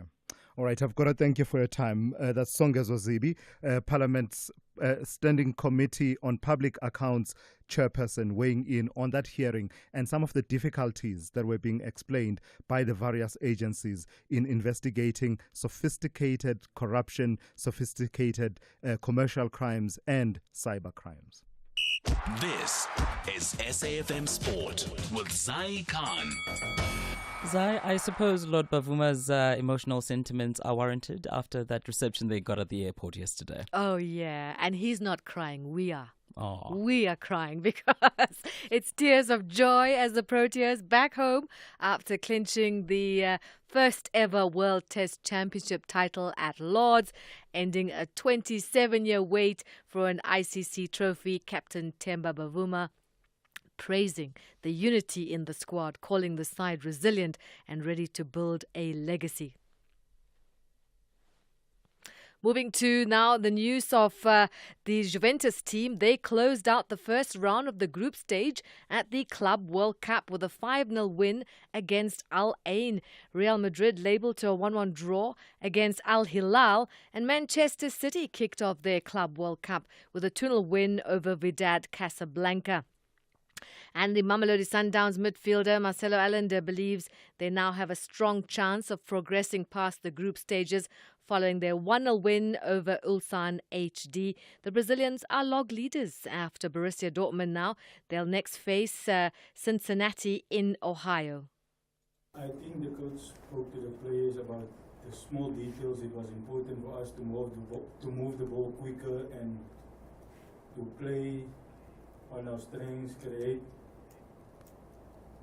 passing lines for the midfielders and for the two number 10s. So I think also it was important for us as a team also, because Lucas, we know his quality, Atur, Themba, there's a lot of players. So yeah, I'm happy we got a victory tonight. So we were not surprised about them because the coach did give us all the details.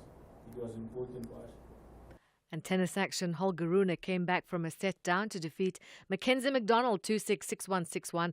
And that's at the Queen's Club. When in the women's tournament, we have the former champion Ons Jabeur returned to form on grass with a 6-1, 6-3 win over the fourth seed Jasmine Paolini to reach the quarterfinals of the Berlin Tennis Open. It marks the Tunisians' first top 5 victory since 2023. More sports served up top of the hour. I'm Zai Khan. Good morning, I'm Anne Musa. In the headlines, Gauteng Education MEC Matome Chilwane has expressed sadness following the death of a grade 11 learner from Lesedi Secondary School in Pretoria East. The boy was allegedly fatally stabbed by a fellow grade 12 learner on Tuesday afternoon. The provincial day of mourning for victims of the devastating storm that hit the Eastern Cape last week is set to start at 11 o'clock this morning at the King Sabata Dalindyebo TVET College in Mthatha. The latest death toll is at 92. And the Executive Director for the Accountability Division at Outer, Stephanie Fick, says the Independent Police Investigative Directorate will continue to face backlog issues unless it receives the necessary budget to carry out successful investigations.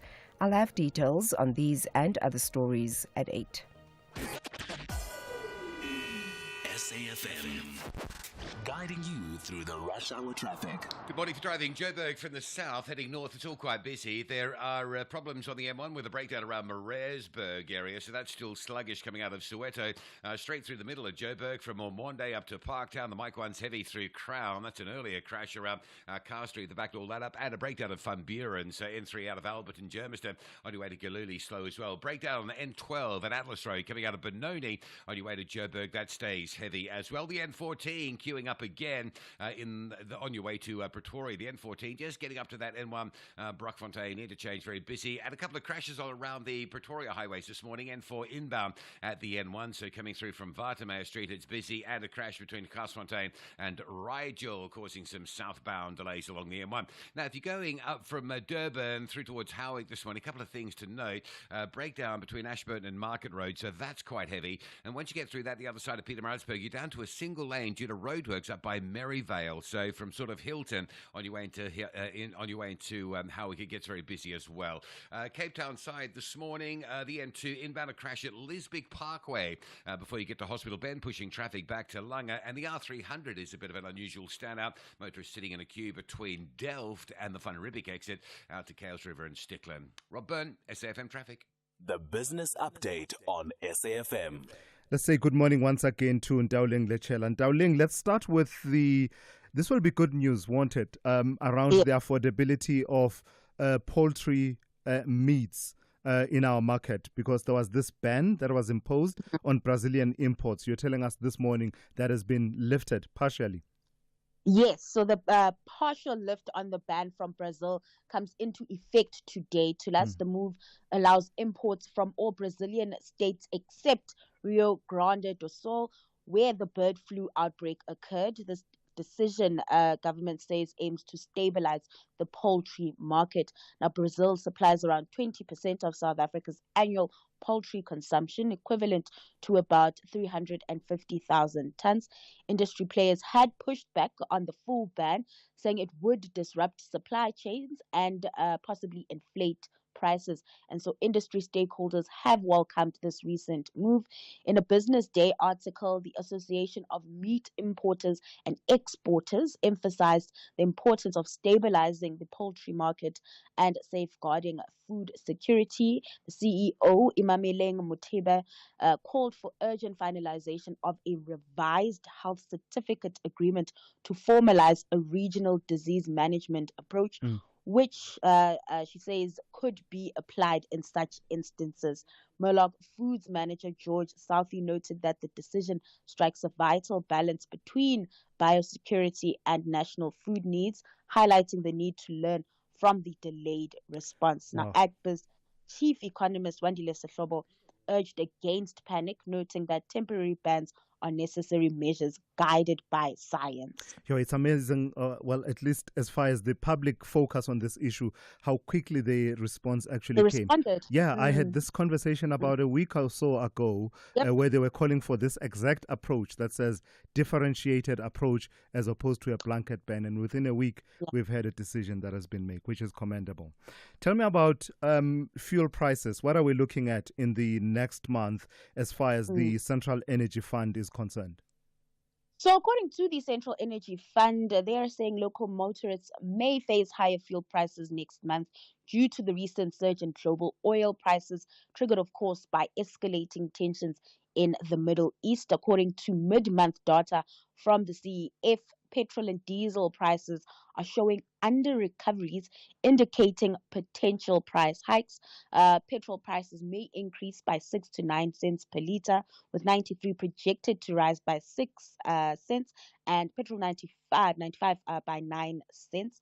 Diesel prices could increase as well, with wholesale prices rising by 10 to 12 cents per litre. Meanwhile, economists say the rand's resilience may slightly offset this, and we may get a smaller increase next month.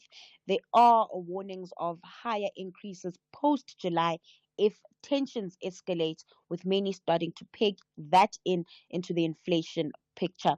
Now, it's important to also note that the data from the CEF is not entirely predictive of the final fuel price adjustments, and the numbers may change by the end of the month. The Department of Petroleum and Mineral Resources only announces the final price a few days before the implementation date. Lastly, Dowling, how are the markets looking at this hour? So starting in Asia, markets trending lower as those escalating tensions in the Middle East keep traders on edge, particularly when it comes to oil supply issues. With that, we are seeing those markets downbeat, the Hong Kong Hang Seng being the hardest hit, down over 2%. Looking at Wall Street, futures are also in negative territory. Geopolitical tensions and the Fed's recent policy move influencing sentiment on that front. Coming back home, local markets benefiting from gains in gold and oil, which have boosted gold miners and Sasol. With that, the all share closed 0.35% in the green in yesterday's session. The rand breaking past the 18 rand mark, but we're seeing some strength coming through at 18.03 to the greenback from about 18.05 an hour ago. All right, Dowling, thank you for that. We'll talk to you in the last hour of the show. Dowling Lechala will be back just after 8:30 with one more update for you.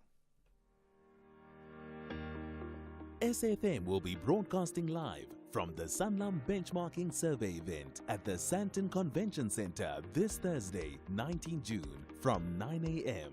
We'll be diving into all things retirement with Sanlam Corporate, unpacking their latest research on how South Africans are preparing or not for life after work.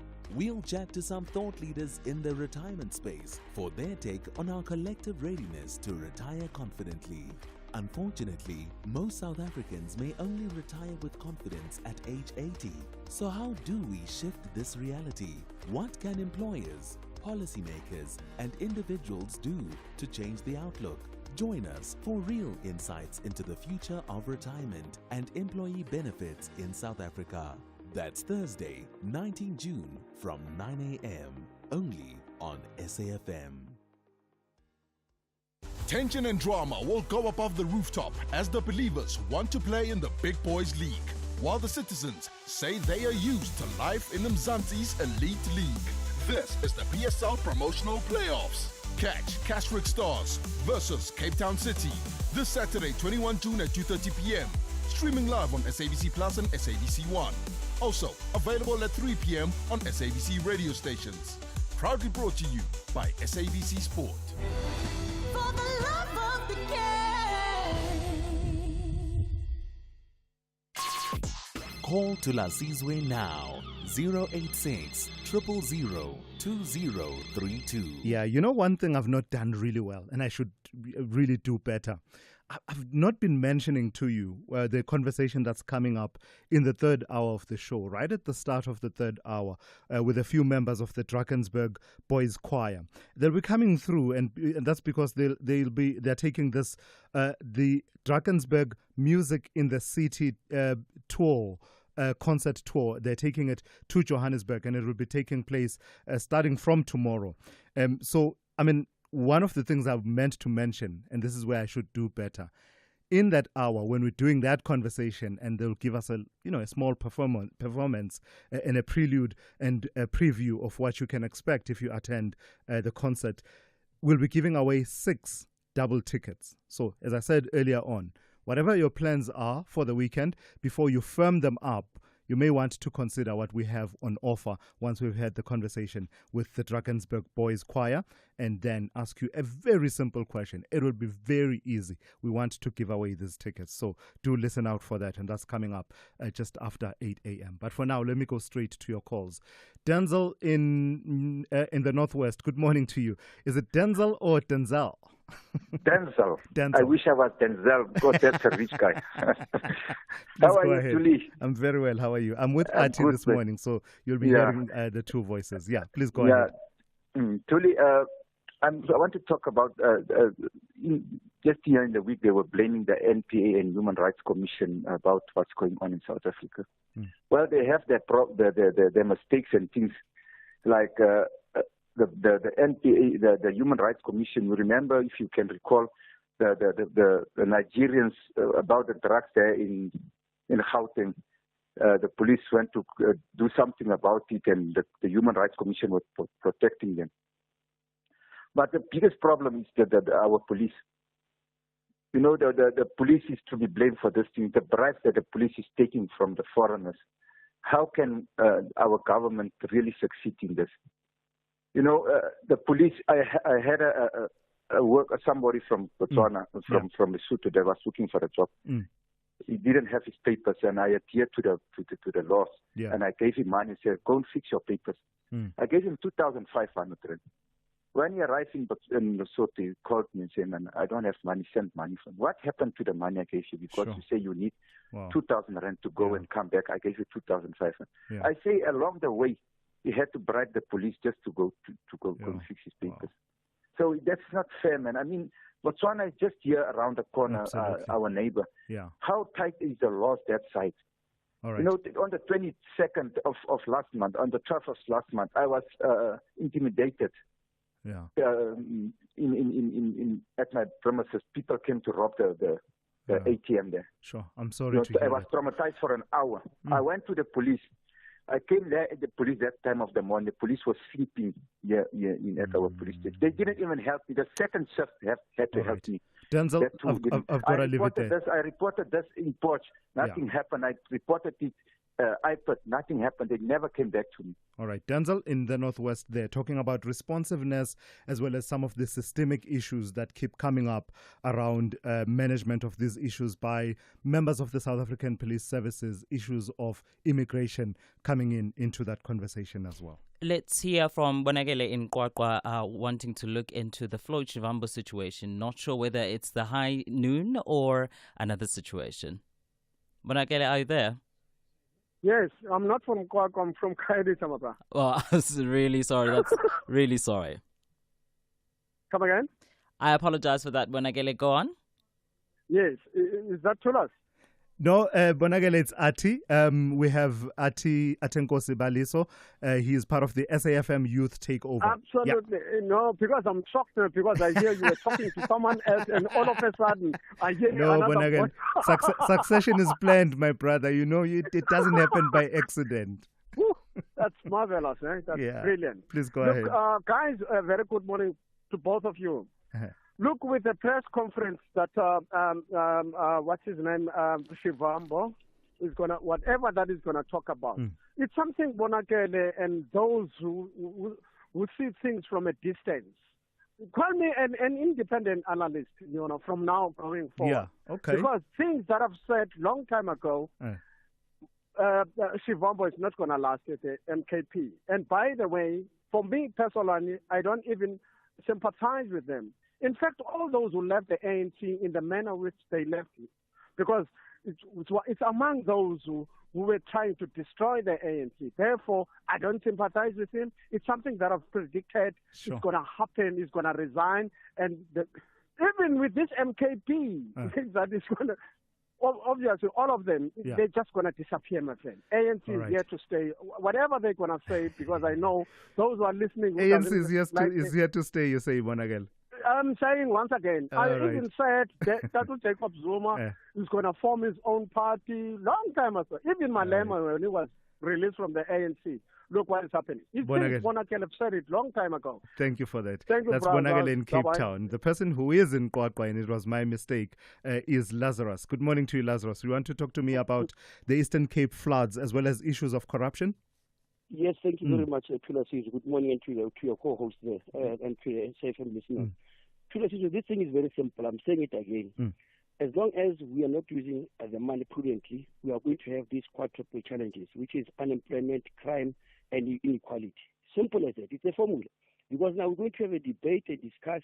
Why are we going to discuss? Because the stats are there, the numbers are there, whether it's crime, the numbers are there. They're showing us that the people who are being mandated to use the money, or the people that are being trusted with the money, that they need to use the money properly, they are misusing their money and they are stealing. Just imagine 22 million rand out of the bank account and it's gone and nothing happens. That is the problem, and I'm just going to leave it there. All right, thank you for that. That's Lazarus in Kwakwa there. Let's go straight to Lucky in Tembisa. Good morning to you. You want to talk about the situation, the really concerning situation between Iran and Israel? Yes, good morning, Thulasizwe, and I forgot the Nati, yes. Shout out to Nati, he's got a good voice, and we are in the same age. I'm so proud that we see you there. Nice, man. Moving forward. Love it.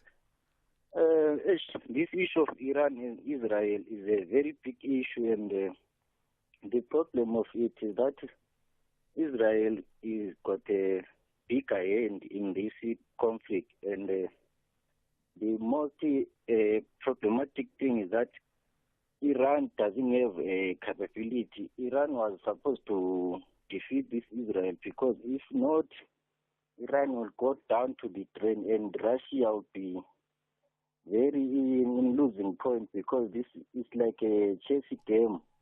Russia is losing in Ukraine, and Iran was providing Shahed drones to Russia. So Russia was supposed to be providing some air defense or military capability to Iran, because Iran already supplied Russia.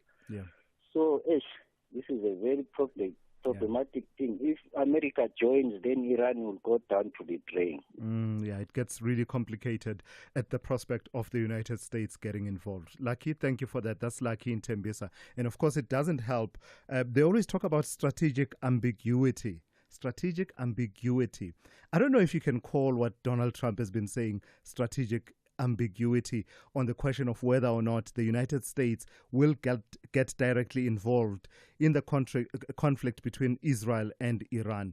He says, I may do it, I may not do it. No one knows what I will do. I don't know if that counts as strategic ambiguity. The speculation has been about whether or not the U.S. will get involved in the sense of striking some of Iran's nuclear sites that are said to be, the facilities are deep in bunkers underground, and the U.S. has that capability to be able to, hit and reach those. So I don't know. It's that situation. No one knows what the next chapter of this truly concerning bit of our history will unfold. Let's take a look at some of your voice notes, and most of them are on the Flo Jivambo high noon situation. Good morning, Thulasizwe and your team there, including the SAFM listeners. With regards to the MK party, Thulasizwe, one thing I can say is that karma does actually work. It takes time, but it will work. Because one thing I can tell is that for the fact that they don't acknowledge and respect Ujabulani Khumalo, the man who actually founded that party, they will never have progression in that party. They will never have stability in that party, because that party was fraudulently obtained by Jacob Zuma. Jabulani Khumalo is the owner of that party. Daniel here in Bryanston. Good morning, Tulas. This is JCK Kaunda from Masina. Tulas, President Zuma didn't act professionally when dealing with the issue here, Floyd. He showed authoritarian leader. He was not fair at all. And this will haunt him and the party for a long time to come. Zuma can't be proud about changing Secretary General as underpants. He can't be proud of that. Never. As a leader. It shows dictatorship of President Zuma. Let me rest my case for now. JCK Kaunda from Sina. JCK, thank you for that. So this is quite interesting. I would want to hear from other people who hold a different perspective. This is fascinating for me that at least 3 people who've contributed this morning, Ati, have been saying that what we are seeing playing out in the MK party is actually, I think someone almost said it's just dessert for the likes of Floyd Shivambu, who left the ANC to form the EFF and then went on to join MK party. I would be keen to hear from those who understand the changes that are being made in the MK party and are in support of those. But so far, these are the voice notes and messages we've been getting this morning. I'll definitely say this. There's a lot of uncertainty that's being painted by the party, more especially with the reshuffling that's been going on ever since it became something. And you would think that with the electoral success that they've had, they would kind of have, I don't know, some kind of way forward in how to deal with their situations. And it also raises some kind of, what kind of grip does the President Zuma have on the party? Because he seems to be the one at the top who's saying yes and no. Yeah. All right. Thank you for that. That's Artie there. We'll continue in a moment. Let's take a quick update from Rob Byrne.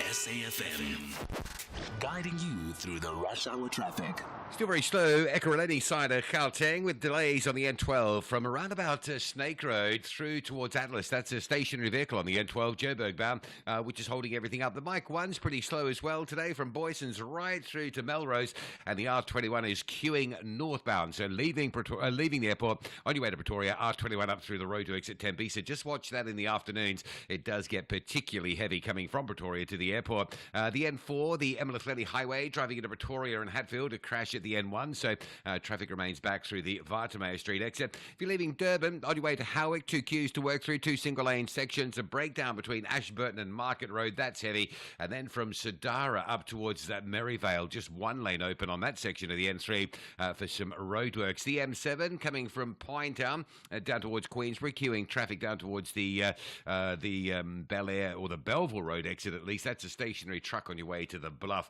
Cape Town R300 stays heavy from Delft up towards Van Riebeek Road.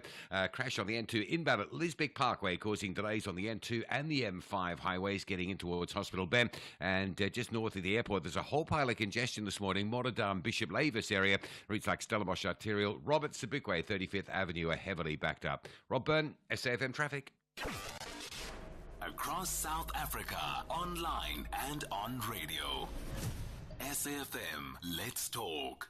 To this now, the South African Police Service is facing a growing crisis in livestock management, with over 300 animals going unclaimed in just the 2024 and 2025 financial year, and this is a sharp increase from previous years. Now, the surge in stray animals that have been unclaimed have prompted concerns over rural safety, stock theft, and the weakness in community compliance and resources available. Joining us now on the line is Mr. Freddie Tonda, Vice Chairman of the National Stock Theft Prevention Forum. Freddie, good morning and welcome to SAFM. Morning. Thank you very much for the opportunity, and morning to your listeners. Freddie, let's start here. What significant change or factors that have led to the significant change in terms of the numbers of unclaimed livestock? And also, what are some of the main reasons that are cited behind these animals not being reclaimed back? Well, I think the main reason is animals is unbranded in terms of the Animal Identification Act. Had animals been branded with a registered owner's brand, it would be very easy to establish who's the actual owner of that particular animals. So that's the primary task of a livestock owner, is to brand his animal or to register his name as with a brand mark and then brand his animals accordingly. Now, and then it will make it very easy for the pound master or where the cattle are being impounded to establish who's the lawful owner. Now, Freddie, I would assume that you are working closely with the SAPS on this. What are some of the responses that you have been getting from the SAPS regarding this? And also, are there any specialized units that are involved in this, and also the strategies thereof? Yes, well, the unit that's responsible for the impounding of animals, or the animals that's been impounded, to identify the lawful owners, and that's the stock theft units in the provinces. And it's their task to investigate and to establish as to who's the owner. But as I said, if animals are not branded, it makes it very difficult for the pound master, because that's according to the Pound Act. He must establish who's the owner, and if the cattle are not branded, it makes it very difficult to establish the lawful owner. Freddie, what broader concerns does the livestock issue raise about rural safety, for instance, as well as law enforcement capacity to deal with such an issue?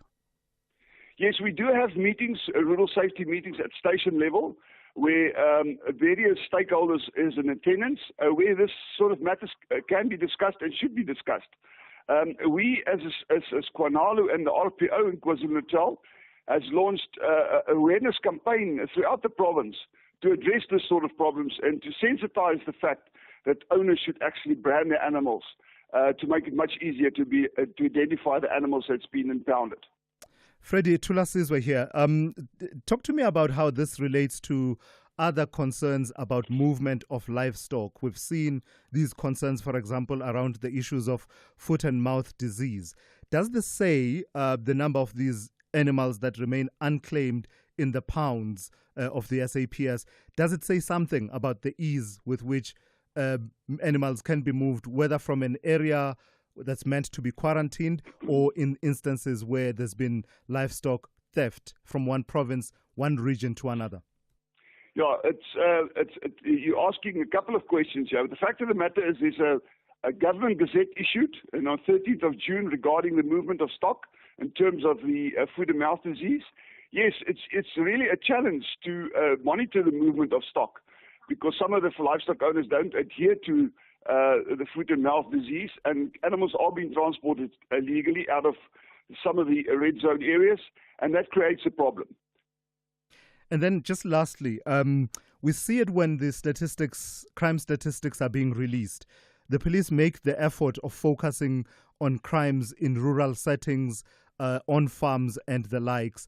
But I don't get the sense that it's elevated in terms of the attention it receives from the general public. Why is livestock theft an important crime category to focus on, even for those of us who are not necessarily involved in livestock farming?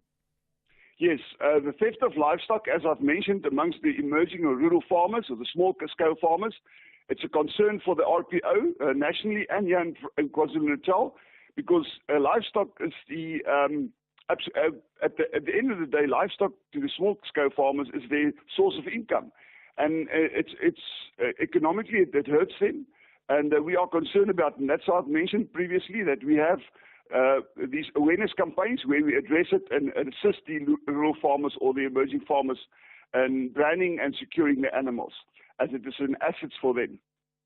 Freddie, quickly before I let you go, shortly, looking at private pounds, could they possibly be a problem or a solution in this matter? Well, I'm talking on behalf of KZN. All municipalities, in accordance with the Pound Act, are supposed to have a pound, but we know that lots of municipalities does not have pounds, and they should actually source out to a private company to have pounds. But it is problematic. But a pound should be in each municipality, and that will solve a lot of problems. That's Freddie van Tonder, Vice Chairman of the National Stock Theft Prevention Forum, on the issue of unclaimed animals that seem to be going up in numbers each year. Call Thulasizwe now, 086 000 2032. So, Ati, part of what I really enjoy about this show is that you never know which direction the conversation will take. Let me take this voice note.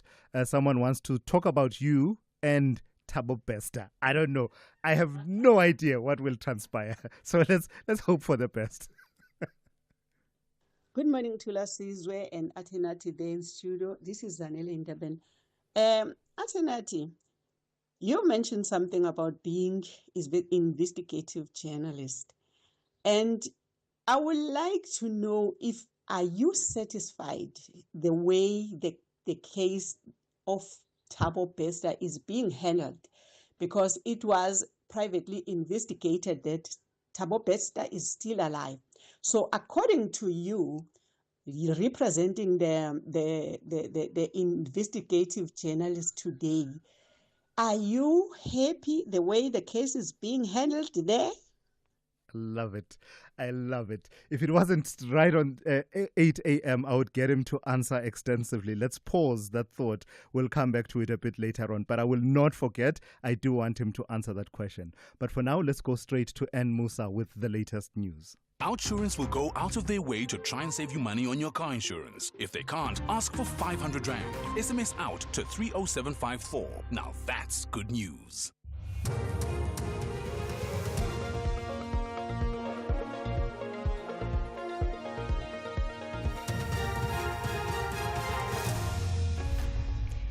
In our top stories, Gauteng Education MEC condemns fatal stabbing of a grade 11 learner and 4 men to be sentenced for killing a woman over life policies.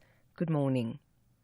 Gauteng Education MEC Matome Chilwane has expressed sadness following the death of a grade 11 learner from Lesedi Secondary School in Litabong in Pretoria East. The boy was allegedly fatally stabbed by a fellow grade 12 learner on Tuesday afternoon. According to preliminary reports, the grade 12 learner did not attend school on the day. He allegedly arrived after school hours and stabbed the grade 11 learner just as learners were boarding their scholar transport outside the school premises. The department's spokesperson Steve Mabona. The department has already dispatched the psycho-support team to the school to provide the necessary support. MEC did indicate that he is heartbroken by this senseless act of violence. No child should ever lose their life in the pursuit of education, and wishes to convey the deepest condolences to the family and the school community at large. 4 men will be sentenced today in the Western Cape High Court sitting in Knysna. They were found guilty of murdering a disabled woman from KwaNokuthula for life insurance money. The 23-year-old was gunned down 3 years ago. One of the men is a stepfather who hired 3 hitmen to commit the murder. Western Cape NPA spokesperson Eric Ntabazalila says 3 funeral policies were taken out with a combined value of 600,000 rand. The state is calling for life imprisonment to be imposed. The provincial day of mourning for victims of the devastating storm that hit the Eastern Cape last week is set to start at 11 o'clock this morning at the King Sabata Dalindyebo TVET College in Mthatha. The latest death toll is at 92. More than 4,300 people are homeless in the wake of the flooding. Meanwhile, the Eastern Cape government is still urging the public to report any missing persons to assist in the ongoing recovery efforts. The provincial spokesperson Kuselwa Ranki. 5 bodies remain unidentified. The provincial government is still urging members of the public to report any missing persons at their nearest police station to assist the ongoing recovery efforts. The Executive Director for the Accountability Division of Outer, Stephanie Fick, says the Independent Police Investigative Directorate, IPID, will continue to face backlog issues unless it receives the necessary budget to carry out successful investigations. Her remarks come after the Police Ministry revealed in Parliament that there is a backlog of 15,000 investigations into allegations of misconduct by police officers. Gauteng has the second highest number of outstanding investigations against police officers and leads other provinces in police corruption cases. It also has the highest rates of rape perpetrated by police officers. Fick has attributed the backlog to budget constraints. If you are not going to give them the funds in order to do their job, if you are not going to give them the resources they need, they will always be underperforming. You can have the best person in that executive director position, and if he's not resourced in order to do his job, next year we're going to hear that there are 20,000 cases, have a backlog of 20,000 cases, and the situation is not going to be resolved. And finally, the chairperson of the U.S. Central Bank, the Federal Reserve, says now is not the time to cut interest rates with the U.S. economy facing inflationary pressures. The Fed again left its key rate unchanged despite President Donald Trump's sustained calls for cuts. Jerome Powell says U.S. consumers would be picking up some of the bill for Trump's import taxes, with prices in some sectors already starting to increase. We believe that the current stance of monetary policy leaves us well positioned to respond in a timely way to potential economic developments. Surveys of households and businesses, however, report a decline in sentiment over recent months and elevated uncertainty about the economic outlook, largely reflecting trade policy concerns. It remains to be seen how these developments might affect future spending and investment. Recapping the top story, Gauteng Education MEC Matome Chilwane has expressed sadness following the death of a grade 11 learner from Lesedi Secondary School in Litabong in Pretoria East. For SAFM News, I am Anne Musa. Those were the top stories for this hour. Don't miss out on a possible car insurance saving. SMS out to 30754 for a quote. Outsurance, where you always get something out. Have you heard the latest news? Vincent, a 40-year-old man, wanted to save money on his car insurance premium, so he got a quote from Outsurance. Vincent now saves a massive 990 Rand a month on his 2022 Ford Ranger 2.2-litre. Get a quote today. See how much Outsurance could save you on your car insurance. Call 0860 60,000 or visit outsurance.co.za. You always get something out. A licensed insurer and FSP. T's, C's and information online. It's a very good morning to you in your SFM Sports Headlines. Soccer. Mamelodi Sundowns are prepping for their Dortmund clash at the Club World Cup, and the return of Formula One to South Africa moves a big step closer. The details just before 8:30. SAFM, guiding you through the rush hour traffic. Still very slow on Pretoria's N4. It's the Emelafeli Highway from Vardamar Street down towards the N1, and then the N1 down to Limwood. It's all backed up in that part of town. 21 North roadworks at Tembisa causing delays on your way to Pretoria. Joburg's N3 from Lynbro Park heading up into Buccleuch is quite slow today. And the Mike 1 from Boyson through to Parktown remains absolutely solid. Durban, stationary truck on the M7 Bluffbound at Queensborough causing delays. The M19 out to New Germany and Claremont between Reservoir Hills and Dunkeld Road. That is quite slow. And a breakdown between Ashburton and Market Road looks like it's being cleared. So that traffic on the way to Pietermaritzburg starting to move. Other side of Pietermaritzburg as you go up to Howick. There's one lane open between Sadara and Merivale. That's for roadworks causing quite a backlog. Cape Town today, Okavango Road over the M1 bridge at Brackenfell jam-packed. So the N1 out of town approaching Okavango Road's very slow. 300 still under pressure, passing Stellenbosch Arterial up to the Van Riebeek exit. And there's a whole pile of traffic just north of the airport. 35th Avenue, Stellenbosch Arterial, Robert Sobukwe, Borchard's Quarry. Serious congestion in that part of town. With your traffic update, I'm Rob Byrne.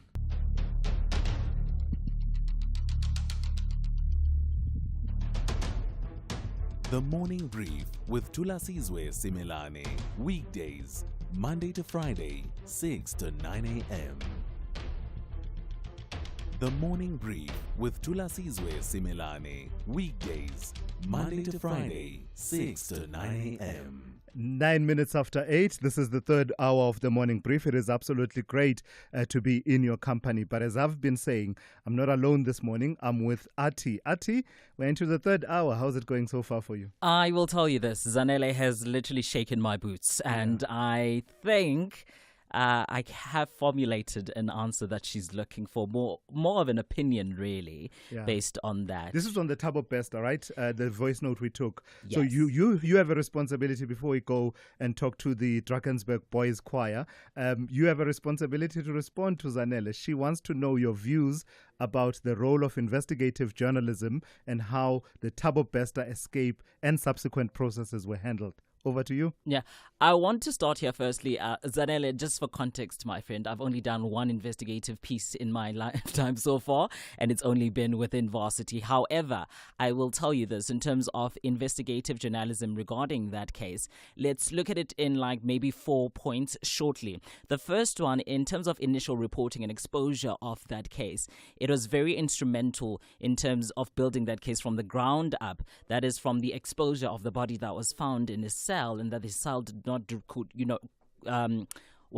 the cell contradicted the death, his death rather, and we must not forget that there was someone, an innocent person, who was found dead in his place.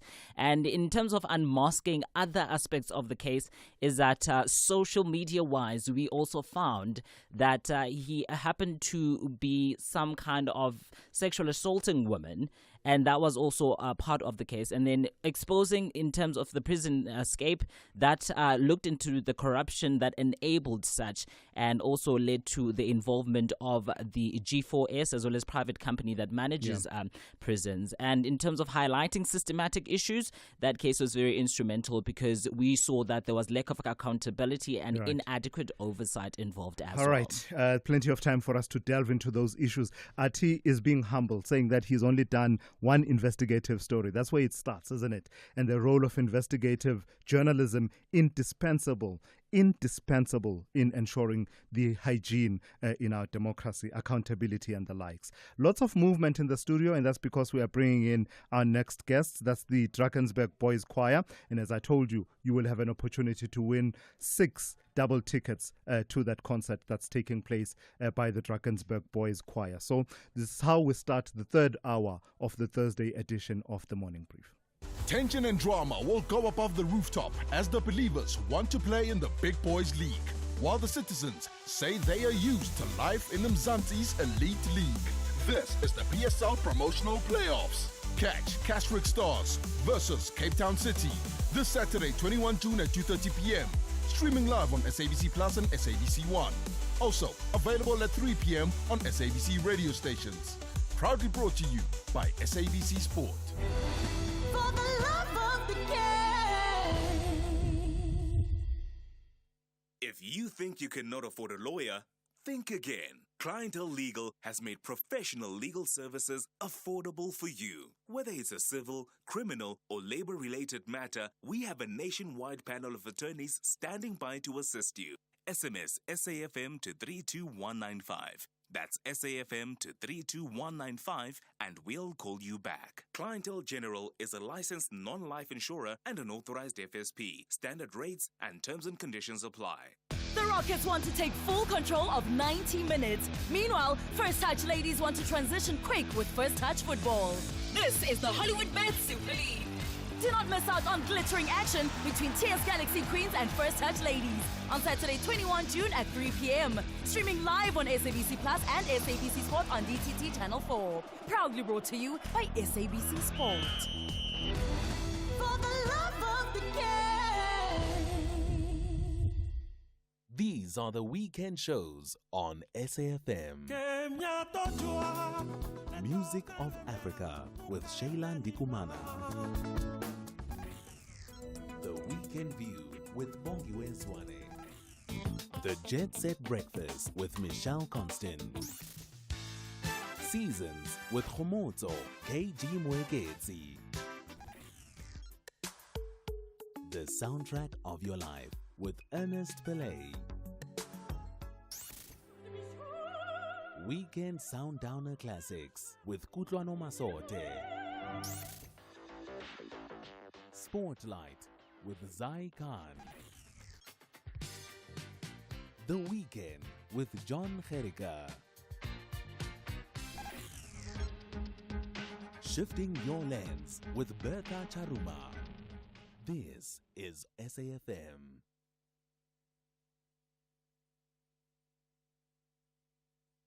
Nana, Shilohini Makanana, Shilohini Makanana, Shigat Mishama Jarima.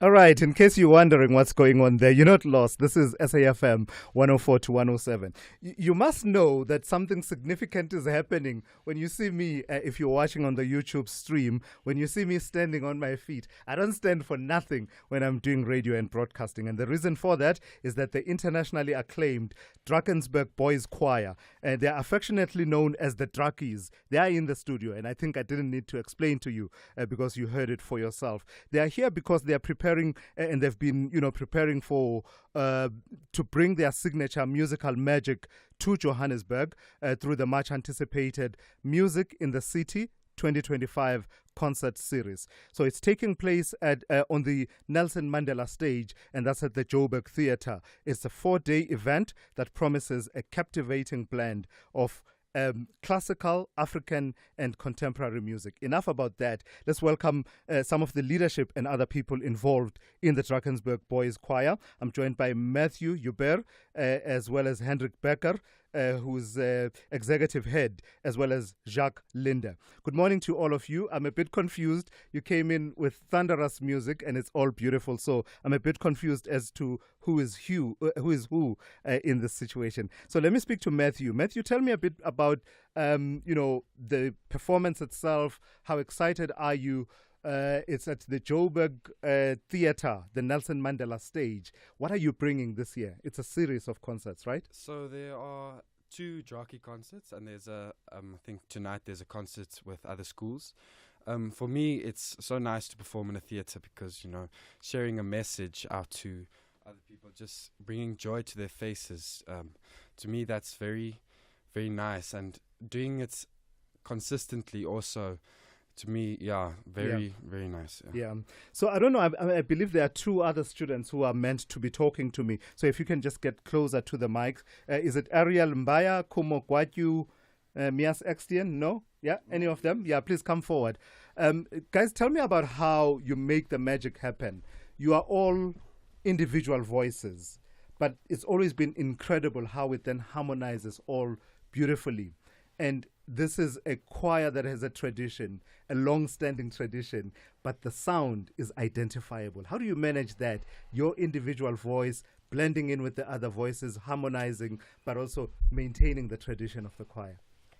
So I think this is our Draki uniqueness, and we have the ability to be able to sing various genres of songs, and we work very hard, and we're able to blend our sounds together. And I also think since we are quite a close brotherhood, we know each other very well, and we're able to blend together. Oh, I love that, a close brotherhood. Who's Ariel Mbaya? That's you. Okay. Yes, let me talk to you a bit more than Ariel. Tell me about, you're saying you're a close brotherhood, but what underpins that brotherhood? Is it just the music and the singing and harmonizing, or is there more to it? Well, so I think it's because we're a boarding school and we live together, and we're quite isolated in the mountains, so everything we do together. It's cold there, isn't it? Yes, sir. It does seem cold. Yes, sir. You guys get snow, even when we think snow is a fiction, it's very far from us. Yes, so sir. that brings you together, those experiences. Yes, sir. Yeah. Who else is here? Kumo, is it you? Yes, sir. Kumo, talk to me a bit more about, we've been talking about the traditions and the history of the choir itself, just in its input into you as a young person. And I believe that many of you, you'll correct me if I'm wrong, see a future for yourselves in the performing arts. Yes. What is it planting in you? Well, actually, sir, I think something special about this is Draki, especially if you've been here for very long, it doesn't teach you necessarily how to be the best in only the performance industry. Like, I've heard a lot of people who used to be in grade 9 in like the same group as me, so they've gone on to become things like lawyers and that, and what they've learned from Drakis, they take it on to places like that, plus the musicianship, which is like a +1 for them. I think it's a bit more of a moral thing, like a moral type of thing, where people learn from Drakis a way on which the way they grow from music is the way they yeah. grow in other things as well. So they take whatever they learn there and they take it wherever they go. All right, this is fantastic. You've got me all excited. Let's bring forward some of the leadership then. Let's speak to Hendrik Becker as well as Jacques Linde. You'll forgive me, I didn't get enough time in all of this excitement to tell who's who in this situation. Let me start with you, Jacques. Just tell me about how this concert series fits in with what you are trying to do with these young people. When you mean the young people, referring to the choir? Yes. Okay, so for me, it's all about enriching these boys to the most we can possibly in terms of choral singing. So just giving them experiences, different kinds of experiences. So with this concert series, it's about sharing the stage with a lot of talented choirs from Gauteng, specifically this one, Music in the City. We have 2 Voices of Unity concerts. We had our first one last night. It was 100% sold out, and we had an amazing performance. The crowd was really energetic and lively. But then we also have our own unique concerts on Friday and Saturday. Yeah. So for me, it's about, as the conductor, it's important that my boys just get the best experiences they possibly can, and about sharing those experiences with other people, sharing messages through music to the people that maybe need it. Yeah. That's what I always tell the boys, that you never know who is listening and what you can maybe mean to them. Yeah. Yeah. So, Hendrik, I don't know if you can come in on this point. I noticed that there's an evolution in terms of the sound, in terms of influences and styles that you are infusing. And there's the classical, choral music, but also more contemporary styles that you are trying to infuse. What's that about? Is it about keeping the sound relevant and current and exciting for these young people as well as the audiences? I think it's all about balance. I think it's important that we emphasize the fact that the choir is very diverse in what they can offer, and balance is important. So as much as we need to stay grounded in the traditional choral music, it's also important to stay relevant and to make it relevant to the audiences as well, and to increase the diversity of the choir, because after grade 9, I believe that will also benefit them if they have a more diverse style of music that they can sing. Yeah. And I believe that the Bala brothers, I'm pretty sure you knew this was going to come up. The Bala brothers, is it? How many of them were at the school? All 3 of them. Yeah. And to what extent do they remain ambassadors for you? Our old boys always remain faithful to the school, and in that sense, each one of them, every time they speak about the choir, they are performing as ambassadors for the school. Yeah. Yeah. And then lastly, maybe let me ask this question of you, Jacques. The balance between academics and this aspect of the school, how do you strike that balance? Do you drive the boys as hard with the academics as you do with the musical performances? We do. Of course we do. And in fact, a lot of the boys who leave our school become really top achievers for their NSCs, matric certificates. I mean, we've had a couple of boys who finished with a 98% aggregate in matric. So the thing about our school is it prepares the boys for life through leadership. So we focus on having a very good balance between academics and music. So we have about 2 hours of choir each day, but the boys have normal academic periods. All right. In between, they've got normal sports. So for us, it's about developing the character of each boy. And through that, we instill a strong work ethic and discipline into them. And this gives them the skills they need, and we equip them with those skills they need for after their life at Rockies. All right. Yep. I think we've done a lot of talking when actually it is all about the music. Yes. So what we will do is just let the boys do their thing for a few more minutes. But of course, as I said, you can call in if you are listening to this conversation, and you can win yourself 6 double tickets. So that's 12 tickets if my Bantu education mathematics is correct at this time of the day. So the boys are going to do their thing, and then you can give me a call, and I'll be very happy to give away those double tickets.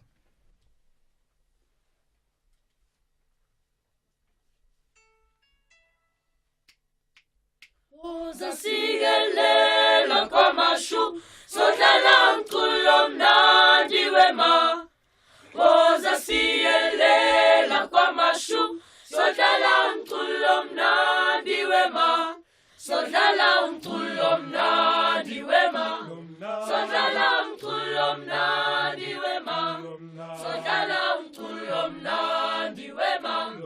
sodlala umculo mnandi wema woza siyelela kwamashu sodlala umculo mnandi wema woza siyelela kwamashu sodlala umculo mnandi wema sodlala umculo mnandi wema sodlala umculo mnandi wema sodlala umculo mnandi wema sodlala umculo mnandi wema woza siyelela kwamashu sodlala umculo mnandi wema woza siyelela kwamashu sodlala umculo mnandi wema umculo mnandi wema sodlala umculo mnandi wema sodlala umculo mnandi wema sodlala umculo mnandi wema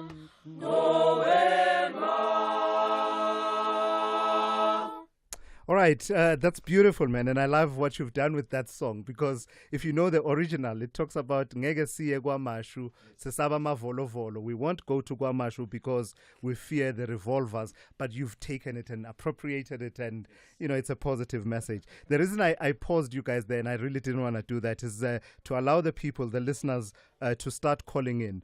If you want to win the tickets to the Music in the City concert of the Drakensburg Boys Choir, you can call in at this point and I'll take your calls. I'll be very happy to give away those tickets. The question is very simple. Where will the Drakensburg Music in the City concert be taking place? Where will the Drakensburg Music in the City concert be taking place? Give me a call. The number to dial is 086 000 2032. If you do that, you'll be gladly going to the concert this coming weekend. In fact, you can go as early as tomorrow. So while we hear from the boys one more time, do get those calls going.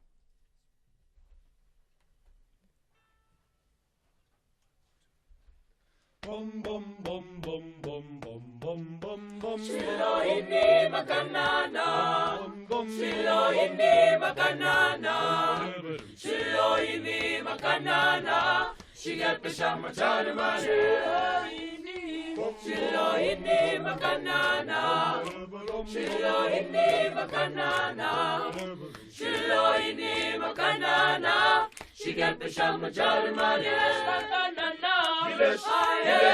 Ilesh makanana, Ilesh makanana, Ilesh makanana, Shiga peshama jarma, Shilohini makanana, Shilohini makanana, Shilohini makanana, Shiga peshama jarma, Ilesh makanana, Ilesh makanana, Ilesh makanana, Ilesh makanana, Shiga peshama jarma, Ilesh makanana, Ilesh makanana, Ilesh makanana, Ilesh makanana, Shiga peshama jarma, Shilohini makanana, Shilohini makanana, Shilohini makanana, Shiga peshama jarma. Sure, I don't think I've been this excited on this show since we started. Thank you very much. It was absolutely beautiful. You got me standing on my feet, as I said. So that's where it stands. You can give me a call and then I'll gladly give away those 6 double tickets. But also let me tell you that SAFM will be broadcasting live from the concert on Saturday. So you can tune in to Weekend Sundowners with Kutlwano Masote. You'll be able to hear more of this. It will absolutely be captivating. So Zai, you've got a... Are we going to harmonize like this? It's a tough act to follow, my friend. So going straight from the music to the sporting field. Tell me about Sundowns and their preparations. They face Borussia Dortmund, do they? I know. Yeah? And you know what? Having listened to the Drakensburg Boys Choir, I wonder if this is the kind of pitch South African football and Mamelodi Sundowns could be using right now. So yeah, they're definitely soaking up the sun. They're gearing up for their next Club World Cup clash, and Borussia Dortmund await on Saturday evening. Coach Miguel Cardoso says the tournament is a test of where they stand globally. Every game will have a different story. Now we need to recover, see if everybody's okay, how to approach the game, understand obviously Dortmund, and then define a strategical approach so that we can be competitive. It's very important that after this victory we can make the next two games competitive games. We're going to play against the best ones now, the best ones. So, fantastic test. We are so keen on it. And closer to home, Kazrick Stars earned a point from the jaws of defeat. They netted late to force a draw in their PSL promotion playoff match against Cape Town City at the Solomon Mahlangu Stadium. And cricket, the Proteas team back at home after clinching South Africa's first ever World Test Championship title at Lord's. Here's Captain Themba Bavuma praising the unity in the squad, calling the side resilient and ready to build a legacy. I think for us as players, at least for myself, you don't really realize what you've done, but to start to interact with people back home, to see the emotion, to hear the things that they're saying, really gives you a proper insight into what we've done. So I think we're proud, obviously, as a team that we've been able to achieve something like this, but we're even more happy and prouder that we've made our people proud. And I think the biggest thing, you look at our team, you look at the guys at the helm, we've done it the proper South African way. And in a major sporting news, South Africa is one rev closer to rejoining Formula One circuits. The FIA has approved the final design proposals to upgrade Kyalami to Grade 1 status, paving the way for F1 to return to African soil for the first time since 1993. Now, South Africa is in the running against rivals like Rwanda. The circuit has 3 years to complete the upgrades. And that's a wrap of the Morning Brief Sport. We'll leave it to the Drakensburg Boys Choir to roar to all the engines. And that's me for now. We'll be back with more sport around 12:30. Yeah, Zai, before we go to and Musa, I do need to mention, and you rightly mentioned, the Drakensburg Boys Choir, SAFM, partnering up, as you heard this morning, SAFM partnering up with the Drakensburg Boys Choir. So let me tell you then, the tickets are still available for both Friday and Saturday. So you can go to the website DB Choir, DB for Drakensburg, dbchoir.com, and the show times are on Friday, 6:30 on Friday, Saturday, 7 p.m., and the venue is the Joburg Theatre. Hint, hint, nudge, nudge. All right, let's leave it there. SAFM has already given away a lot of those tickets, so a shout out to all our winners who called in. Good morning, I'm Anne Musan. The headlines. Speculation is rife that the MK Party's former Secretary General, Floyd Shivambu, could today announce he's leaving the party to form his own political organization. This after he issued a media briefing invitation in Johannesburg, which was not sanctioned by the MKP. Gauteng Education MEC Matome Chilwane has expressed sadness following the death of a grade 11 learner from Lesedi Secondary School in Litabong in Pretoria East. The boy was allegedly fatally stabbed by a fellow grade 12 learner on Tuesday afternoon. And the United National Transport Union has expressed anger at a recent salary increase proposal from Rail Utility Process Management, calling it insulting. Following a 9-month delay in negotiations, PRASA offered a 3% increase on the total guaranteed package with no allowance adjustments. I'll have details on these and other stories at 9. SAFM, guiding you through the rush hour traffic. Good morning, Slow. On the mic one, getting through the Buccleuch interchange this morning on your way down to Sandton. It's a collision seen by Marlborough Drive, and it's having quite a sort of multiple route impact. The mic one south into that crash is slow. The N3 coming up from Limbro Park, and the N1 from Ravonia, slow getting through Buccleuch to turn onto that. Mike want to go south. The R21 queuing both ways at Tambisa, now towards the airport and towards Pretoria. Lane closures, double lane closures both ways near the sort of NGN services there. And just watch that in the afternoons. It gets particularly heavy if you are airport bound. Tuesday and Wednesday it was really bad. Something that's a lot better this morning is the whole Bayhead area of Durban. There's still some roadworks going on the Bayhead Road, but the congestion nowhere near what we saw there yesterday. M13 through Pinetown out towards Fields Hill looking quiet, so there's a crash there. And if you're driving from Pietermaritzburg through to Howick, just a single lane open for roadworks by the Merivale exit, so quite a heavy backlog of trucks and cars stacked into that single lane closure. Cape Town, Robert Sobukwe away from the Valhalla area, heading towards Belleville, still quite a heavy queue into the 35th and Stellenbosch Arterial Road junction, and the N1 inbound has a broken down vehicle at Kuburg interchange to deal with. Once you get past that, stays busy into the city centre. Rob Byrne, SAFM Traffic. The business update on SAFM. Yeah, and Tauling, I always tell you to come through to the studio and stop this thing of yours of living your best lives. What's happening? You didn't hear. We had the Drakensburg Boys Choir in the room, and it was Oh, absolutely I'm so epic. jealous. Yeah, you missed out. That's what happens. Anyway, let's come back to earth. I'm still, still very excited, but bring me crashing down with a conversation about inflation. It remains steady, at least. That will keep my pulse in check. That's right, Tula. Steady at 2.8% in May. This is actually the third consecutive month that consumer prices are below the Reserve Bank's target band of 3 to 6%. Food prices, however, are on the rise. We've seen increases in beef, fish, grains, and oils. Specifically beef, we spoke about this before, and those prices gone up due to foot and mouth disease and higher feed costs. We're seeing steak, stewing beef, and beef mince increasing by 4.5%, 2.5%, and 1.7% respectively from April to May.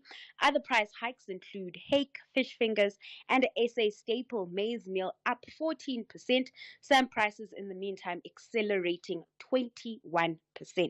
I don't know if it's because it's winter and we're trying to have more hearty meals, but that could be the case. On the other hand, though, fuel prices have kept inflation in check, with petrol prices down 16% and diesel prices down almost 13% on an annual basis. The million-dollar question, of course, is whether the fuel price reprieve is sustainable. About an hour ago, we spoke about the possibility of a fuel price hike as soon as next month, and so economists paying close attention to that and how that'll filter through to the headline inflation numbers in the next few months. Yeah. So the other important indicator that we are watching is retail performance. Tell me about a surge there that you're saying it has ticked even higher in April. So household consumption still holding strong, Tulas, kicking the second quarter on a high, with retail sales up 5.1% on an annual basis in April.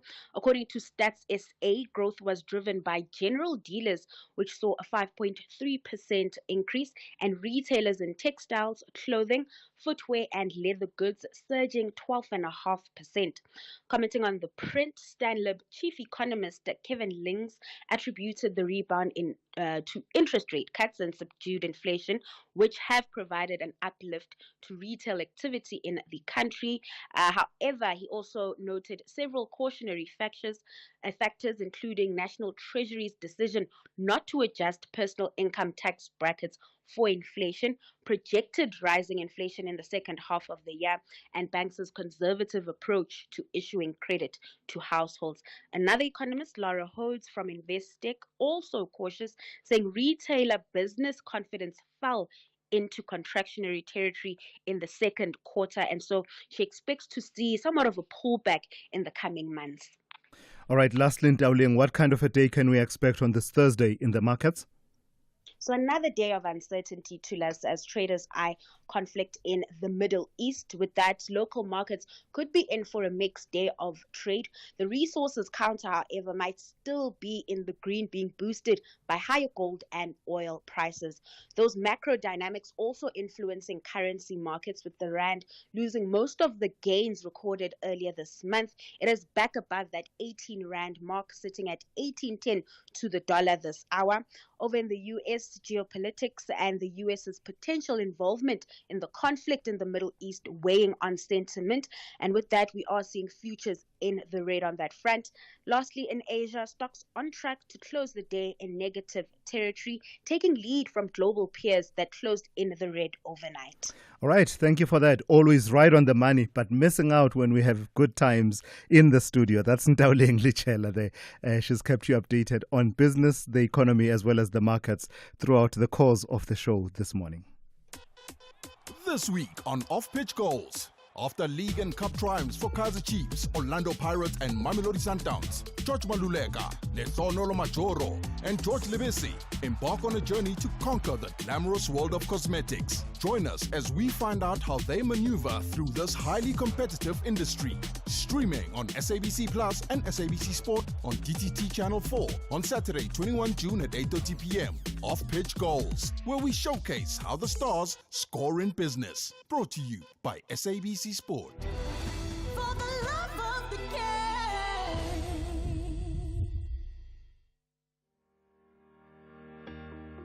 SFM will be broadcasting live from the Sanlam Benchmarking Survey event at the Sandton Convention Center this Thursday, 19 June from 9 a.m.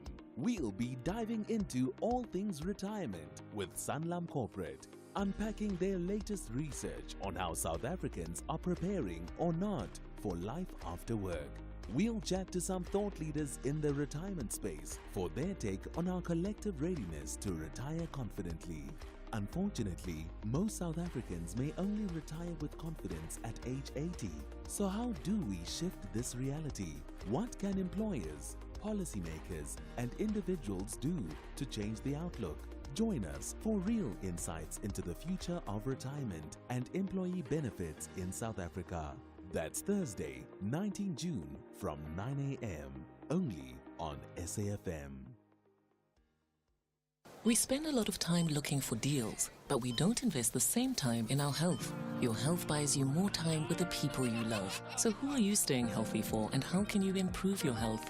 Choose Dis-Chem Life, the life cover that rewards you for living healthier with lower premiums and more cover. Visit dischemlife.co.za now. Dis-Chem Life. Choose a better partner for life. Dis-Chem Life is an authorized FSP 50594, underwritten by Guard Risk Life, a licensed life insurer, FSP 76. T's and C's apply. The Morning Brief with Thulasizwe Simelane. All right, we want to bring you this conversation, and it's brought to you courtesy of Sanlam, and it's in partnership with Sanlam. It's a conversation about the Sanlam Benchmark Survey 2025. SAFM will be broadcasting live from the 2025 Sanlam Benchmark Survey, and that is taking place at the Sandton Convention Center, and it's on today actually. And we're diving now into the big questions around retirement, financial resilience, and what it will take to build a better working South Africa. So joining me now is Khanyisa Mkhize, the CEO of Sanlam Corporate, to unpack this year's insights and what they mean for individuals, employers, and the future of financial wellness in the country. Good morning to you, Khanyisa, and thank you for your time. So the way I understand it, this is the 44th survey, is it? Tell me what the Sanlam Benchmark survey is all about. Good morning, Thulas, and thank you for having me. What can I say? The Sanlam Benchmark is a labor of love. It's one of the most referenced research papers in South Africa's retirement and employee benefits industry. We've been producing the benchmark for over 40 years, and we're in our 44th edition. And what I think our survey or research does is really provide valuable insights into the employee benefits and retirement landscape in South Africa. We try to explore themes like financial wellness, healthcare access, and really the evolving needs of the South African workforce. As a product, this research paper, who is it intended to serve? who is the intended audience, and to help them in doing what exactly? Ideally, we're wanting to start a dialogue and really influence the industry. We're wanting to drive a positive change in our sector and really ultimately contribute to what we are calling a much more financially confident and healthier workforce. I think in the time that we've been producing this research, we've really seen some steady progress, right, in terms of changes in the industry, and that's something that we're proud of. While we're nowhere near where we wanted to be, I think we are seeing some quite positive offshoots in the context of some of the member awareness, member engagement, and a lot of the changes that we've seen have come from some of the insights we would have shared 10, 15, 20 years ago even. Is there an overall thread and theme that keeps running through? You are in the 44th edition of the survey, and I think the overall understanding is that not enough South Africans think about what happens post your working years and saving up for retirement, with the result that not many of us will be able to retire at the point at which ideally we should be retiring. But over a period of time, are there themes that keep coming up that you can highlight that you expect will feature even in this year's edition? The consistent theme that we've seen year on year is as it relates to the quite significant gap that we see in financial literacy amongst the South African workforce. I think what we're picking up this year is one of the biggest takeaways. To your point about people not spending enough time thinking about it, is actually the cost in terms of missed opportunities, the loss of savings, and in the long run, poor retirement outcomes. I'll give you an example of one of the things that came up in this year's survey is while close to 92% of South Africans were aware of the two-pot system, and I know we worked with SAFM and doing quite a lot of work in terms of awareness raising and awareness driving, so people knew about it. But most South Africans didn't understand the impact of withdrawing from those emergency savings, right? So I think while we made people aware that something exists, we didn't go far enough in helping them understand what it means from a tax perspective, what it means as it relates to how it impacts your final retirement outcomes, and how inefficient it can actually be for most South Africans. So I do think that there's still a lot of work for us to do as an industry, partnering with other stakeholders, including the media, just around how we drive a lot more awareness raising, but also like deepen the understanding of many of our financial decisions.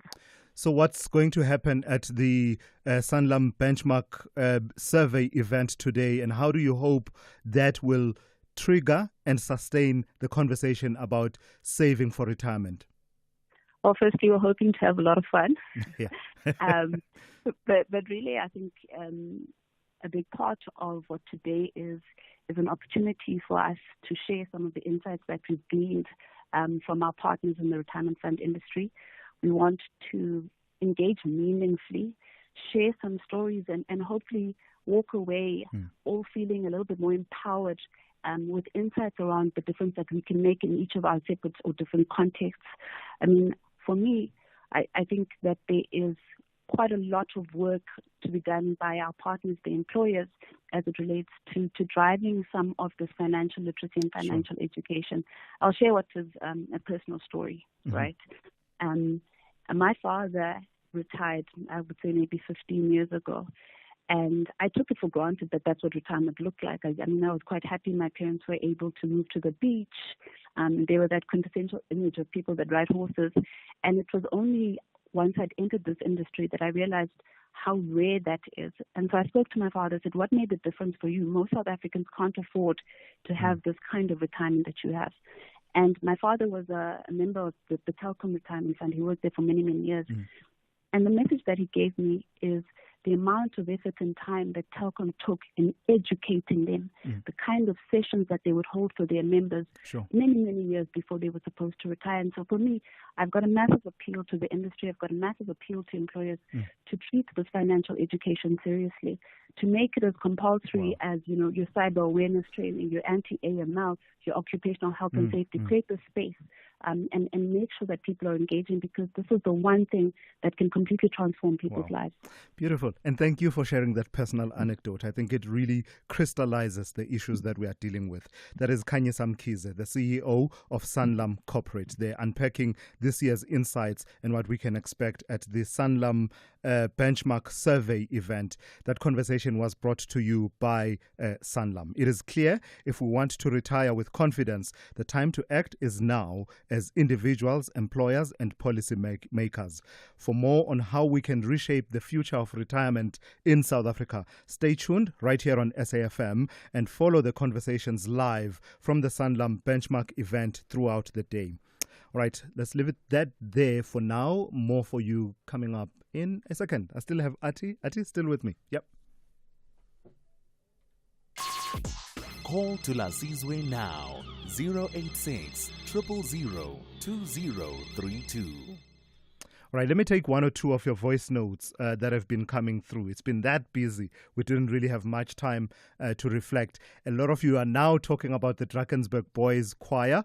Not only Ati is doing a takeover. Did you see that, Ati? How did you feel? At some point, I was just like, there are so many people. I've been overpowered. Let me step out a bit and let them have their time. It was beautiful, man. It was. I loved how chaotic it was logistically in the studio. It was beautiful chaos. At some point, you were panicking, but you were having fun at the same time. I never panicked. That was the first time of seeing a person like panicky in a moment and excited at the same time. It was beautiful to see. Let's hear what one or two of you have had to say about that performance.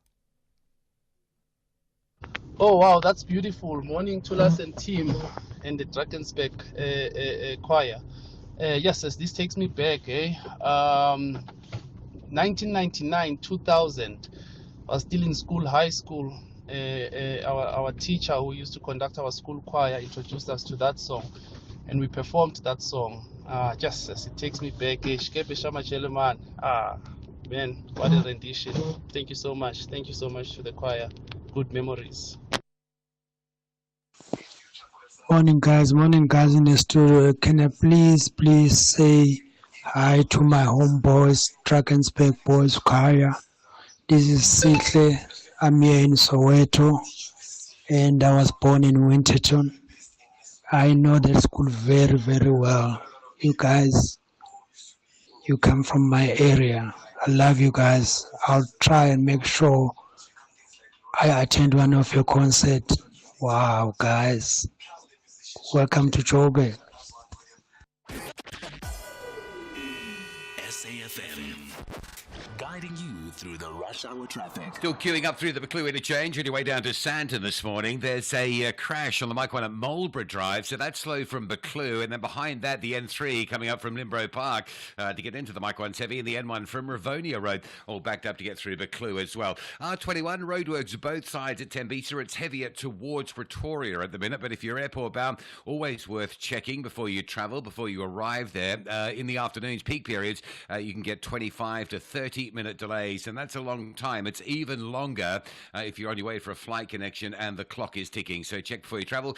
Crash in the central Pinetown area, M13, on your way towards Fields Hill being held up. Roadworks between Hilton and Howick going up to Merivale. One lane open. That's quite a big backlog. Cape Town, all that congestion we had around the top of the airport. Robert Sobukwe, Stellenbosch Arterial 35th, that's all done with, all eased up. The N1, probably the heaviest highway around town with queues coming through from about Hill-Basson territory right the way through to the elevated freeway. With your traffic updates, I'm Rob Byrne. We all have an enemy. Not me. Oh, please. Trust me, you do. Some are vocal about it. I mean, they don't shy away from it. Open hatred. Well, at least they're honest about it. Then you get our Satan. Oh, they will hate you in the shadows.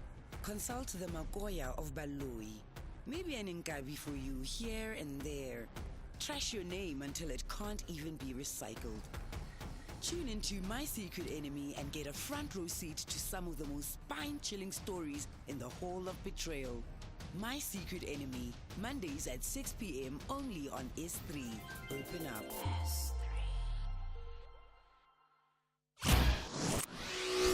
Thulasizwe Simelane on SAFM. Sure, what a morning it's been. Hey, my heart is still thumping quite loudly from all of the excitement that has happened. We've had a takeover in many respects. We had the Drakensburg Boys Choir takeover. And of course, we've been broadcasting with Atenkosi Baliso as part of the SAFM Youth Takeover. Ati, you're quite popular. Before you launch into your next conversation, let me tell you about this.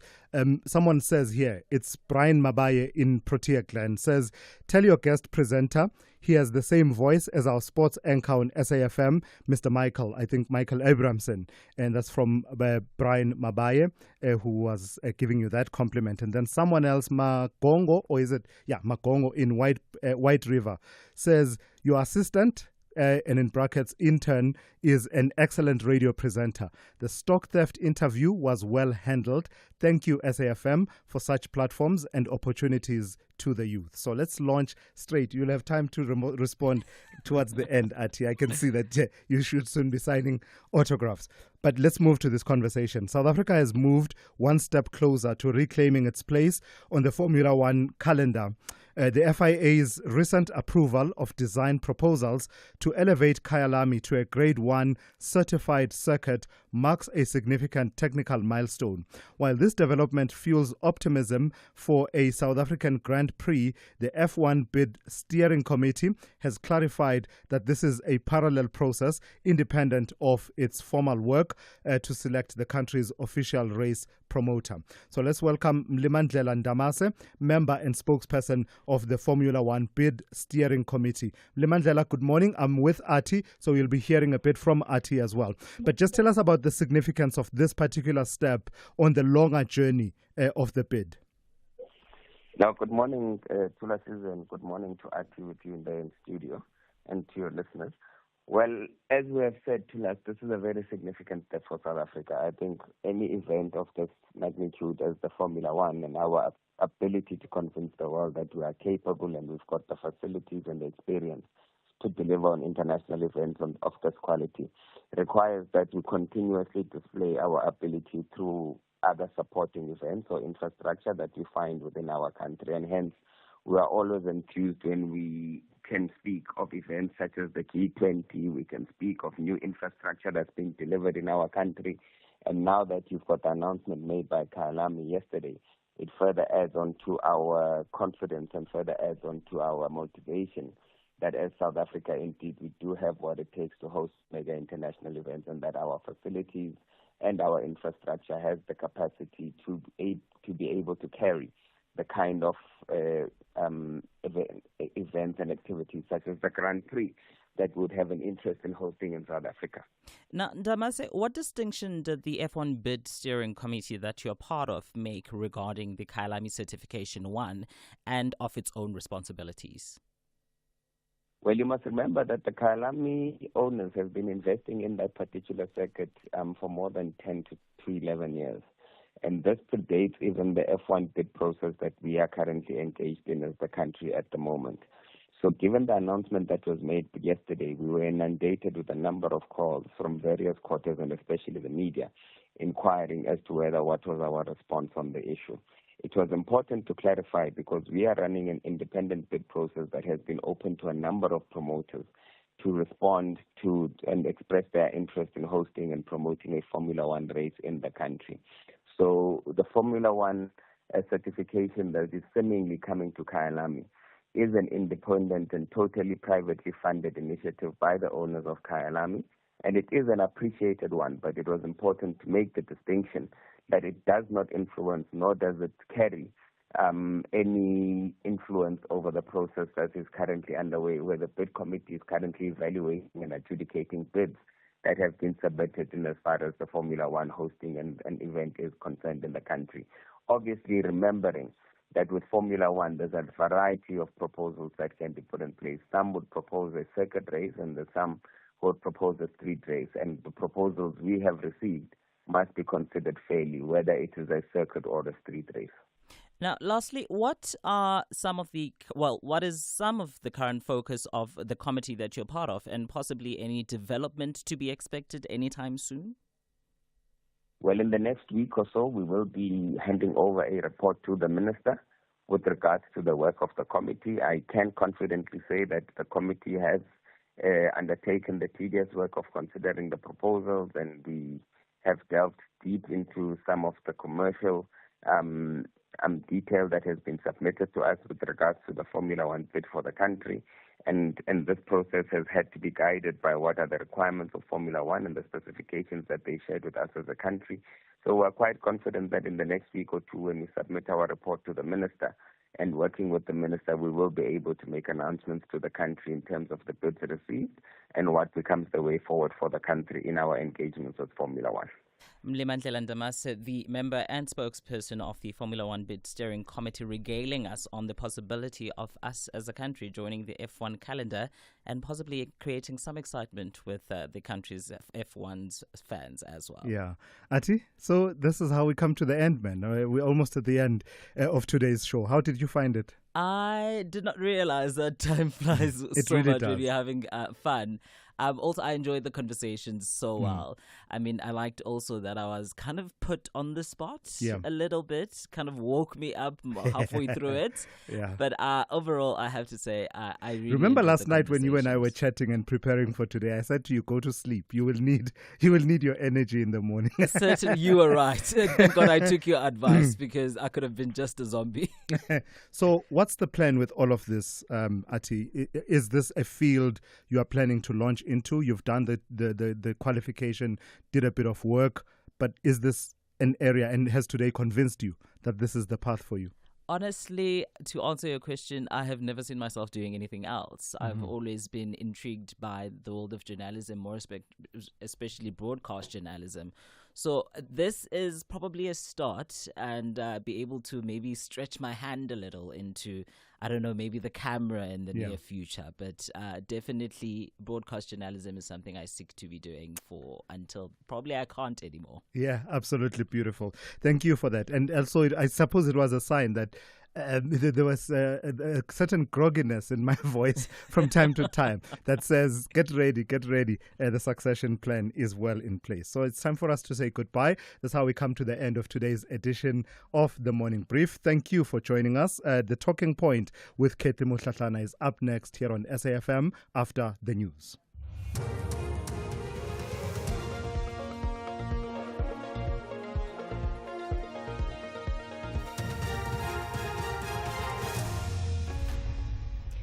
In our top stories, speculation mounts on Shivambu's political future, and union outraged over salary increase proposal from PRASA.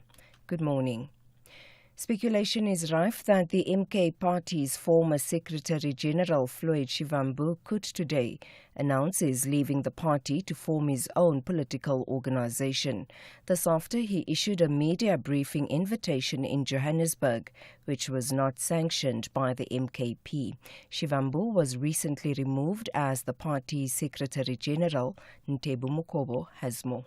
Hailed as the brain trust behind the EFF's policy in its formative stages and later helping to draft the MK Party's constitution and build its structures, Floyd Shivambu's future seems to be hanging in the balance in the MKP, and party leader Jacob Zuma seems to have had enough of him. Abantu sebeke baba o-Secretary General sebe u7 manje noma ngabe uzazi ukuthi umkhulu uyathandwa uyikho konke, we don't care. Political analyst Levi Nto says there is no love lost between him and the powers that be in the party. Thulasizwe Zuma has always demonstrated that she disliked him, and with his removal, Thulasizwe's wish has been granted. Shivambu will unveil his future plans at noon today. Gauteng Education MEC Matome Chilwane has expressed sadness following the death of a grade 11 learner from Lesedi Secondary School in Litabong in Pretoria East. The boy was allegedly fatally stabbed by a fellow grade 12 learner on Tuesday afternoon.